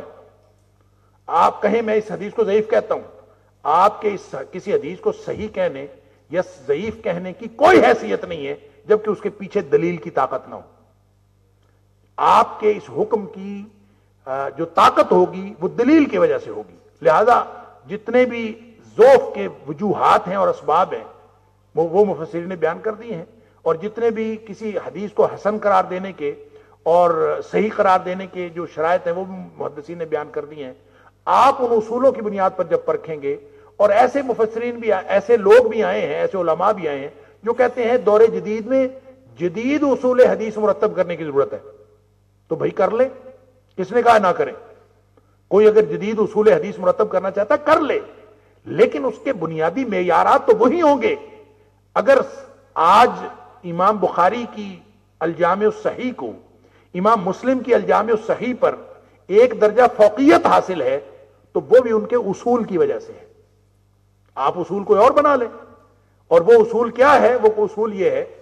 کہ سارے راوی ثقہ ہوں، سارے راوی عادل ہوں، اور پورے اس کے اندر صحت کی ساری شرائط موجود ہوں اور صحیح حدیث ہو. امام بخاری اور امام مسلم دونوں کے سارے اصول ایک جیسے، صرف ایک اصول کا فرق ہے جس اصول کی وجہ سے امام بخاری کی الجامع الصحیح کو ایک درجہ فوقیت حاصل ہے. اور وہ اصول کیا ہے؟ وہ اصول یہ ہے کہ امام بخاری کہتے ہیں کہ جب ایک راوی کہتا ہے میں نے فلاں راوی سے یہ بات سنی، میں نے فلاں شخص سے یہ حدیث سنی، اور وہ یہ کہتا ہے، تو جب ان کے حالات زندگی پتہ کیے جاتے ہیں، مثلا کوئی آدمی جس کا نام حماد ہے وہ کہتا ہے میں نے یہ بات فلاں احمد نامی آدمی سے سنی، تو جب حماد کے حالات زندگی پتہ کیے اور احمد کے حالات زندگی پتہ کیے تو ان کی ملاقات ثابت نہیں ہو سکی. البتہ یہ ثابت ہوا کہ 2018 میں حماد بھی لاہور میں رہتا تھا اور پنجاب یونیورسٹی میں رہتا تھا، اور جو احمد ہے وہ بھی لاہور میں رہتا تھا اور پنجاب یونیورسٹی میں رہتا تھا. یہ بات ثابت ہو گئی، لیکن یہ ثابت نہیں ہوا کہ آپس میں ملاقات ہوئی، انہوں نے گفتگو کی. یہ حالات زندگی میں اس کا ذکر نہیں آیا. امام مسلم کہتے ہیں کہ جب دونوں ایک ہی زمانے میں ایک ہی جگہ پر موجود ہیں تو اس کا مطلب ہے حدیث صحیح ہے، وہ لے لینی چاہیے. امام بخاری کہتے ہیں کہ نہیں، جب تک ملاقات ثابت نہ ہو حدیث نہیں لینی چاہیے. اب یہ ایک اصول ہے لقاء کا. اب لقاء کے اصول کی وجہ سے الجامع الصحیح وہ ویسے صحیح ہیں، دونوں صحیح ہیں، دونوں کی روایت کو متفق علیہ روایت کہتے ہیں، دونوں جلیل القدر محدث ہیں، دونوں کی روایتیں صحیح ہیں. لیکن یہ ایک اصول کا فرق ہے. آپ بھی یہ اصول امام بخاری نے خود بنایا ہے، یہ کوئی نبی پاک صلی اللہ علیہ وسلم نے نہیں بتایا کہ یہ اصول بنانا حدیث کو پرکھنے کے لیے، یہ انہوں نے خود بنایا. آپ کوئی اور اصول بنا لیں. اگر دور جدید میں کوئی آدمی اس کے جانچ پرکھ کے لیے اصول بنانا چاہتا ہے جو محدثین کے بنائے ہوئے اصولوں سے کوئی زیادہ اچھے ہیں تو کوئی بنا لے. یہ تو میدان پڑا ہوا ہے حدیث کی سائنس کا. لیکن میں صرف یہ عرض کرتا ہوں اس طرح سے کھلواڑ نہ کریں حدیث کے ساتھ کہ آپ خواہ مخواہ، اگر تو آپ نے حدیث پڑھی ہوئی ہے، اگر آپ نے اس کا وہ گہرائی کے ساتھ علم حاصل کیا ہوا ہے، تو پھر آپ اس طرح کے نقطوں پر بات بھی کریں اور ان کے اصولوں کو پرکھیں بھی کہ کس کا اصول صحیح ہے اور کس کا اصول صحیح نہیں ہے. الجامع الکامل مثال کے طور پر بالکل لیٹسٹ ایک کتاب جو ہے وہ مرتب ہوئی ہے، جو ضیاء الرحمن اعظمی حافظ اللہ انڈیا کے ایک بہت بڑے عالم دین ہیں اور جامعہ اسلامیہ مدینہ منورہ کے استاد، حدیث کے استاد، انہوں نے اپنی ریٹائرمنٹ کے بعد انہوں نے 15 جلدوں میں ایک کتاب لکھی ہے حدیث کی، الجامع الکامل کے نام سے، دارالسلام نے شائع کی ہے وہ۔ اور وہ الجامع الکامل کا میں ملا ان سے، ضیاء الرحمان اعظمی صاحب سے، تو ان سے گفتگو ہوئی تو وہ کہتے ہیں کہ میں نے کوشش کی ہے کہ جو حدیث صحیح ہے نا، جو حدیث صحیح ہے وہ الجامع الکامل میں آ جائے، اور جو حدیث الجامع الکامل میں نہ ہو تو وہ سب کو پتا ہو کہ وہ صحیح نہیں ہے۔ تو میں نے یہ لوگوں کی مشکل حل کرنے کے لیے یہ سارا کام کیا۔ تو میں نے ان سے سوال کیا کہ یہ کس بنیاد پر آپ یہ دعویٰ کر رہے ہیں، اور کوئی آپ کے اس دعوے کو کیوں تسلیم کرے گا کہ یہ آپ نے جو کہا کہ اس میں ساری صحیح حدیثیں ہیں، تو اس دعوے کو کوئی کیوں تسلیم کرے گا؟ انہوں نے کہا جی مجھے کوئی ضرورت نہیں ہے کسی کو تسلیم کروانے کی، میں جن اصولوں کی بنیاد پر یہ صحیح اور ضعیف کا حکم لگا رہا ہوں وہ سارے اصول محدثین نے مرتب کر دیے ہوئے پہلے سے، اور ان اصولوں کو میں نے اپنے مقدمے میں بیان کر دیا ہے، اور ان مقدمے میں بیان کیے ہوئے اصولوں کے مطابق میں نے آگے کتاب مرتب کی ہے۔ اب اگر کسی کو اعتراض ہے تو مقدمہ پڑھ لے، اور اگر کسی کو مقدمے میں بیان کردہ اصولوں کے پر اختلاف ہے تو وہ نئے اصول بنا لے، اس میں کون سی بات ہے؟ وہ اصول بنائے اور پھر اس کے اوپر پرکھے۔ یہ تو ایک سائنس ہے، جب وہ اپنے بنائے ہوئے اصولوں سے ثابت ہی نہیں ہوگی تو وہ خود بخود غلط ثابت ہو جائے گی۔ جیسے سائنس کے فارمولے، آپ جب میتھمیٹکس کا سوال حل کرتے ہیں نا، تو جب جواب ہی صحیح نہیں آتا تو آپ کہتے ہیں یہ فارمولہ غلط ہے، یہاں فارمولہ کوئی اور لگے گا۔ لہذا جب آپ حدیث کی سائنس اور اصول حدیث کو گہرائی سے مطالعہ کریں گے تو پھر آپ کو اس بات کی سمجھ آ جائے گی کہ جب ایک محدث کسی کو حسن کہتا ہے تو اس کے اوپر جو دوسرا محدث ضعف کا حکم لگاتا ہے تو کس کی دلیل قوی ہے۔ پھر آپ کو جس کی دلیل قوی ہوگی اس کی بات مان لیں۔ اور اگر آپ نے حدیث پڑھنی نہیں، آپ نے خود تو اس طرف جانا نہیں، خود تو اپنے پڑھنی ہے کیمسٹری، خود تو ہم نے پڑھنی ہے انجینئرنگ، خود تو پڑھنی ہے ڈاکٹری، تو پھر حدیث کے بارے میں گفتگو تو نہ کریں کم از کم، پھر محدثین کی باتوں پر اعتبار کر لیں۔ پھر جب امام بخاری کہہ دیں کہ یہ حدیث صحیح ہے تو مان لیں، جب امام مسلم کہہ دیں کہ یہ صحیح حدیث ہے تو مان لیں، امام ترمذی کہہ دیں تو مان لیں۔ جب آپ کو پتہ ہی نہیں ہے تو پھر اس بارے میں گفتگو نہ کریں۔ یہ میں نے ساری گفتگو اس لیے کی ہے کہ حدیث کے بارے میں ہمیں بہت شبہ ہے، اور ایسے ایسے شبہات ہیں، اور جو لوگ شبہات پیدا کرتے ہیں وہ سارے کے سارے لا علمی کی بنیاد پر کرتے ہیں۔ اور اگر حدیث کا دیکھیں، اگر حدیث کے صحیح علم تک آپ پہنچ جائیں اور صحیح علم حاصل کر لیں تو جس طرح سائنسی نتائج آتے ہیں نا، سائنسی نتائج میں یہ غلط ہو سکتا ہے کہ یہ آدھا نتیجہ آ جائے، میتھمیٹکس کے اندر پورا سوال کبھی نہیں حل ہوتا، اور جب وہ آخر پہ جاتے ہیں تو وہ تقریباً ٹھیک کہہ دیتے ہیں۔ بہت سارے فزکس کے نیومیریکل ایسے ہیں کہ وہ تقریباً جواب اس کا صحیح آتا ہے، لیکن یہ تو دور جدید کے ایک انگریز حدیث کا علم جاننے والے، اس وقت میرے نام اس کا نام میرے ذہن میں نہیں آ رہا، اس کا یہ بیان ہے، اور اس وقت زندہ ہے وہ کہتا ہے کہ حدیث ایک ایسی سائنس ہے کہ کیمسٹری کا فارمولہ غلط ہو سکتا ہے اور میتھمیٹکس کے سوال کا جواب غلط ہو سکتا ہے، حدیث ایک ایسی سائنس ہے کہ جس کو اس کا پورا نالج ہو یہ بالکل پورا اور ایگزیکٹ جواب دیتی ہے، کبھی اس کے اندر جھول نہیں آتا۔ اگر آپ اس کو پڑھتے نہیں ہیں تو پھر کم از کم شکوک و شبہات تو پیدا نہ کریں، پھر آپ اس طرح کے سوالات، پھر آپ محدثین کی بات پر اعتبار کریں۔ یہ ذوق اور صحت کا حکم لگانا یہ اصولوں کی بنیاد پر ہوتا ہے، کسی شخص کی مرضی کی بنیاد پر نہیں ہوتا۔ اب مستدرک حاکم ہے، اس کے اوپر امام ذہبی نے تعلیق لکھی ہے۔ اب یہ ٹیکنیکل باتیں، میں بھی کوئی حدیث کا طالب علم نہیں ہوں، مجھے بھی حدیث کے بارے میں کوئی خاص علم نہیں، لیکن میں ویسے عرض کر رہا ہوں، جب مستدرک لکھی امام حاکم نے تو انہوں نے وہ روایات جمع کی جو امام بخاری اور امام مسلم کے اصولوں کے مطابق تھی، اور وہ روایتیں انہوں نے اپنی صحیح میں نہیں نقل کی۔ ان کا خیال یہ تھا کہ یہ روایتیں امام بخاری اور امام مسلم کے اصولوں کے مطابق ہیں، لیکن الجامع الصحیح کے اندر نہیں آئیں، صحیح عین میں نہیں آئیں، لہذا انہوں نے ایک الگ کتاب لکھ دی اور اس کا نام لکھا المستدرک علی الصحیحین، اور صحیحین کے اوپر انہوں نے ایک استدراک لکھ دیا۔ اب جب وہ انہوں نے لکھا، اور ان کا خیال یہ کہ یہ ساری حدیثیں صحیحین کے اصولوں کے مطابق ہیں، اس لیے انہوں نے اس کو نقل کر دیا۔ اب میں اور آپ ہم سب جنہوں نے حدیث نہیں پڑھی ہوئی اور جو حدیث سائنس کو نہیں جانتے وہ کہہ دیں گے کہ مستدرک کا مرتبہ بھی وہی ہونا چاہیے جو صحیح عین کا ہے. ہونا چاہیے کہ نہیں؟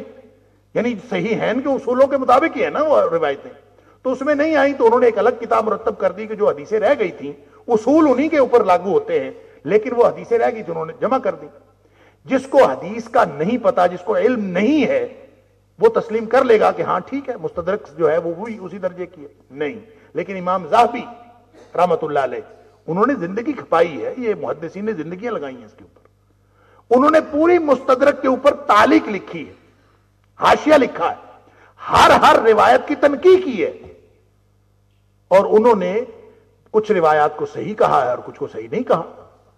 اب دیکھیں یہ تو مسلسل عمل ہے. اب نہ اس بارے میں علامہ البانی کی بات حتمی ہے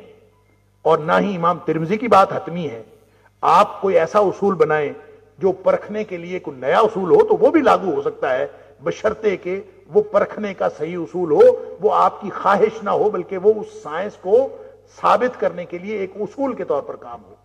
اس لیے حدیث کے بارے میں ہم عام جو گفتگو کرتے ہیں یہ بالکل نہیں کرنی چاہیے. آپ کو یا محدثین کی باتوں پر اعتبار کرنا ہے یا پھر آپ کو حدیث پڑھنی ہے، اور حدیث پڑھنے کے لیے کوئی کسی کے اوپر پابندی نہیں ہے. آپ آج شروع کر دیں اور اللہ تعالیٰ نے آپ کو دماغ دیا ہوا ہے اور آپ آج شروع کر دیں اور کوشش کریں کہ کسی حدیث کے اچھے استاد کے پاس بیٹھ کے پڑھیں، اللہ تعالیٰ علم دے دے گا. پھر آپ اس طرح کی جرا خود کر سکتے ہیں کہ یہ حدیث کس محدث نے اس کو ذوف کا حکم لگایا اور کس نے صحت کا حکم لگایا اور کس بنیاد پر لگایا. وگرنہ میرا خیال ہے اس کے بارے میں ہم گفتگو نہ کیا کریں، ہم محدثین کی باتوں پر اعتبار کر لیں، یا پڑھیں یا اعتبار کریں. اگر نماز میں بھول جائے تو آخری تشہد میں سجدہ صاحب کرنا چاہیے یا سلام پھیرنے کے بعد؟ یہ پچھلی دفعہ بھی آ گیا تھا یہ سوال. تو دونوں طریقے ہو سکتے ہیں. اگر آپ کو پہلے یاد آ گیا ہے تو بہتر اور صحیح طریقہ یہی ہے کہ سلام پھیرنے سے پہلے سجدہ صاحب کرنا. لیکن اگر آپ کو سلام پھیرنے کے بعد یاد آئے تو پھر بعد میں بھی سجدہ صاحب کیا جا سکتا ہے، اور اسی طرح آپ سجدہ صاحب کریں گے، اور سجدہ صاحب کرنے کے بعد یعنی 2 سجدے کرنے کے بعد پھر آپ اسی طرح دوبارہ سلام پھیریں گے جس طرح پہلا سلام پھیرا تھا. سوال یہ ہے کہ کسی شادی شدہ یا غیر شادی شدہ عورت کا جاب کے سلسلے میں بیرون ملک سفر اختیار کرنے اور وہاں قیام پذیر ہو جبکہ سیکیورٹی کی سہولت مہیا ہو، شریعت اسلامیہ کی کہاں تک اجازت ہے؟ کتاب و سنت کی روشنی میں جواب دیجیے. کتاب و سنت کی روشنی میں 1 دن رات سے کم سفر ہو تو عورت کر سکتی ہے، جا کے واپس آ سکتی ہے. اس سے زیادہ کہیں رات قیام کرنے کا سفر ہو تو وہ عورت اکیلے سفر نہیں کر سکتی. اب رہ گئی بات کہ یہ بیرون ملک سفر اختیار کرے صرف اور صرف نوکری کے لیے، تو یہ تو بالکل انتہائی خطرناک ہے. حج نہیں کر سکتی تو یہ نوکری کیوں کر سکتی ہے؟ البتہ صرف تعلیم کے لیے علماء نے یہ فتوے دیے ہیں کہ تعلیم کے لیے جیسے ہاسٹلز میں بچیاں رہتی ہیں اور ایسا انتظام موجود ہو، اور وہ بھی صرف تعلیم کے لیے کہ جن بچیوں کو ان کے سفر نہیں وہ کرے گی، قیام کر سکتی ہے، سفر پھر بھی نہیں کر سکتی. یہ نہیں ہے یہ جو بچیاں ہاسٹلز میں رہتی ہیں اور اکیلی گھروں کو آتی جاتی ہیں اور ان کا جو آنا جانا ہے وہ اکیلے ہوتا ہے یا سہیلیوں کے ساتھ ہوتا ہے، یہ بالکل غلط ہے. ماں باپ اگر ہاسٹل میں بچیاں چھوڑتے ہیں تو ہاسٹل میں قیام کرائیں تعلیم کے مقصد کے لیے، تو خود چھوڑ کے آئیں اور خود لے کے جائیں، اور پھر وہ قیام کروا سکتے ہیں بشرطے کہ ہاسٹل کے اندر اہتمام پوری طرح سے سیکیورٹی کا ہو. وگرنہ جو سفر کرنا ہے کسی اور مقصد کے لیے یا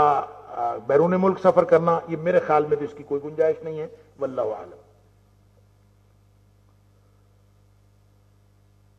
گھروں میں پتہ نہیں کیا ماحول کے فری ماحول کے باوجود آپ سے سوال ہے کہ ہم برائیوں سے از حد کوشش کرتے ہیں کہ دور رہیں، لیکن جب اپنے بچے کو گھر سے باہر لے جاتے ہیں جیسے مارکیٹ، شاپنگ مال، تو سر عام بے حیائی بچوں کے ذہن میں ریفلیکٹ ہو جاتا ہے. ڈانسنگ، گیمز، میوزک، ہم بچوں کو کیسے بچائیں؟ ان کو ایسی جگہوں پر نہ لے جائیں تو ضدی ہو جاتے ہیں، رہنمائی کریں. دیکھیں جی، بات یہ ہے کہ یہ بچوں والا معاملہ یہ گھر گھر کا مسئلہ ہے، یہ ایک گھر کا مسئلہ نہیں ہے. چاہے کوئی گھرانہ دیندار ہے چاہے کوئی بے دین گھرانہ ہے، سب کا مسئلہ ہے. اور اس کا تعلق آج کل تو کسی خاص جگہ پر جانے کے ساتھ رہا ہی نہیں، بچہ اپنی رضائی میں لیٹا بھی سب کچھ اس کو اویلیبل ہے، جو چیز وہ دیکھنا چاہتا ہے، جو کچھ وہ کرنا چاہتا ہے، ہر چیز آن لائن میسر ہے، گیمیں بھی وہیں پہ ہو جاتی ہیں، اور سارا کچھ جو کچھ وہ دیکھنا چاہتا ہے سب کچھ وہاں ہو جاتا ہے۔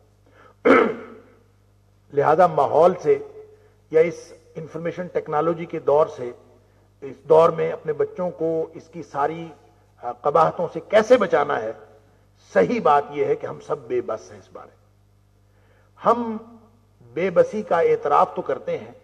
لیکن ایک دوسرے کے ساتھ کرتے ہیں، اپنے اللہ کے سامنے نہیں کرتے۔ ایک تو اس میں ہماری کوشش یہ ہونی چاہیے کہ ہم اللہ کے سامنے اپنی بے بسی کا اعتراف کریں، اور جب ہم اللہ کے سامنے بے بسی کا اعتراف کریں گے تو پھر دل سے دعائیں نکلیں گی۔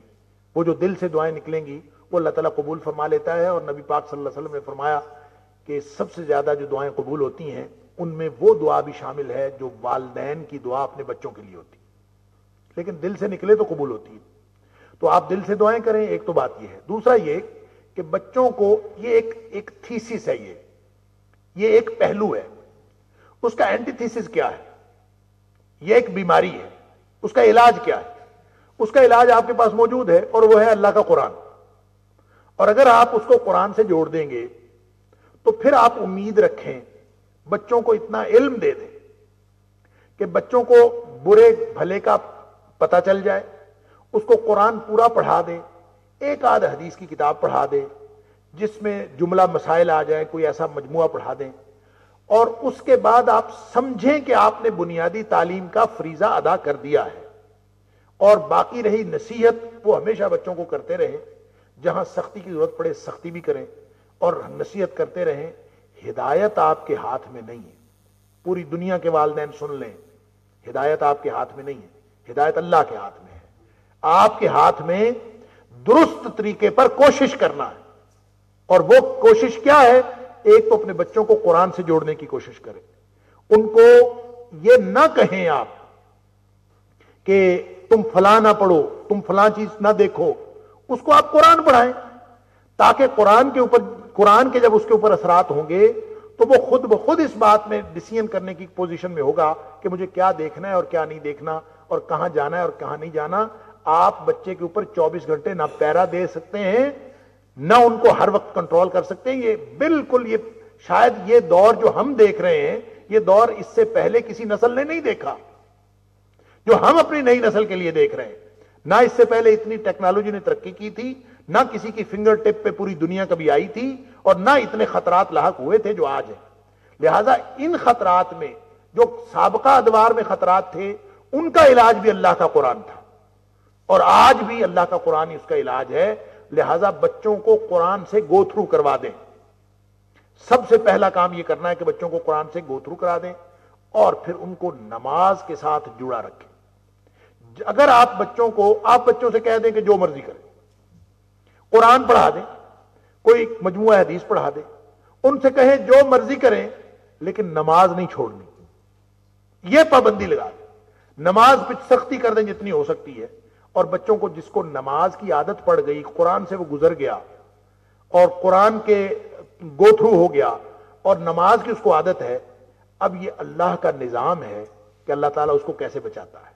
پھر آپ نہیں بچا سکتے، آپ نہ پہلے بچا سکتے ہیں نہ بعد میں، اس کو بچانے والا اللہ ہے۔ لہذا سب سے زیادہ جو مؤثر چیز ہے وہ آپ کی دعائیں، اور دوسرا قرآن کے ساتھ ان کو جوڑ لینا۔ اگر یہ دو کام ہم کر لیں تو امید ہے کہ انشاءاللہ ہم اس فریضے سے عہدہ برا ہو سکیں گے جو ہمیں اللہ تعالیٰ نے میرے اور آپ کے اوپر، ہم سب کے اوپر رکھا ہے کہ یا ایھا الذین آمنوا قوا انفسکم واہلیکم نارا، اپنے آپ کو اور اپنے بچوں کو، اپنی اولادوں کو، اپنے گھر والوں کو آگ سے بچا لو۔ اللہ اکبر! اور وہ آگ ہمارے سر پہ کھڑی ہے، یہ فکر رہنی چاہیے، دعا کرتے رہنا چاہیے۔ جب آپ کو پریشانی ہو کہ میں بچوں کے لیے کیا کروں، فوراً اٹھ کے 2 رکعت نماز پڑھیں۔ نبی پاک صلی اللہ علیہ وسلم کا اپنا طریقہ یہ تھا کہ اذا حزبہ امر، جب بھی آپ کو کوئی معاملہ درپیش ہوتا تھا، صلی، آپ اٹھ کے نماز پڑھنا شروع کر، چل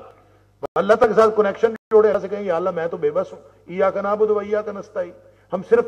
تیری بندے ہیں اور مدد بھی تیری چاہتے ہیں، کہ میرے سے یہ ممکن نہیں ہے کہ میں اپنی دانست سے یا اپنی صلاحیتوں سے صورتحال قابو میں کر لوں، اللہ تو چاہے تو یہ ہو سکتا ہے، اور تو میری مدد فرما. تو یہ دعائیں اور اللہ کا قرآن، یہی ہمارے سامنے طریقہ ہے. اور اللہ کے قرآن کو سمجھنے کے لیے چونکہ نبی پاک صلی اللہ علیہ وسلم فرامین اور آپ کی سیرت ضروری ہے، لہذا وہ پڑھا دیں، باقی اللہ تعالیٰ کی حفاظت فرمائے گا انشاءاللہ.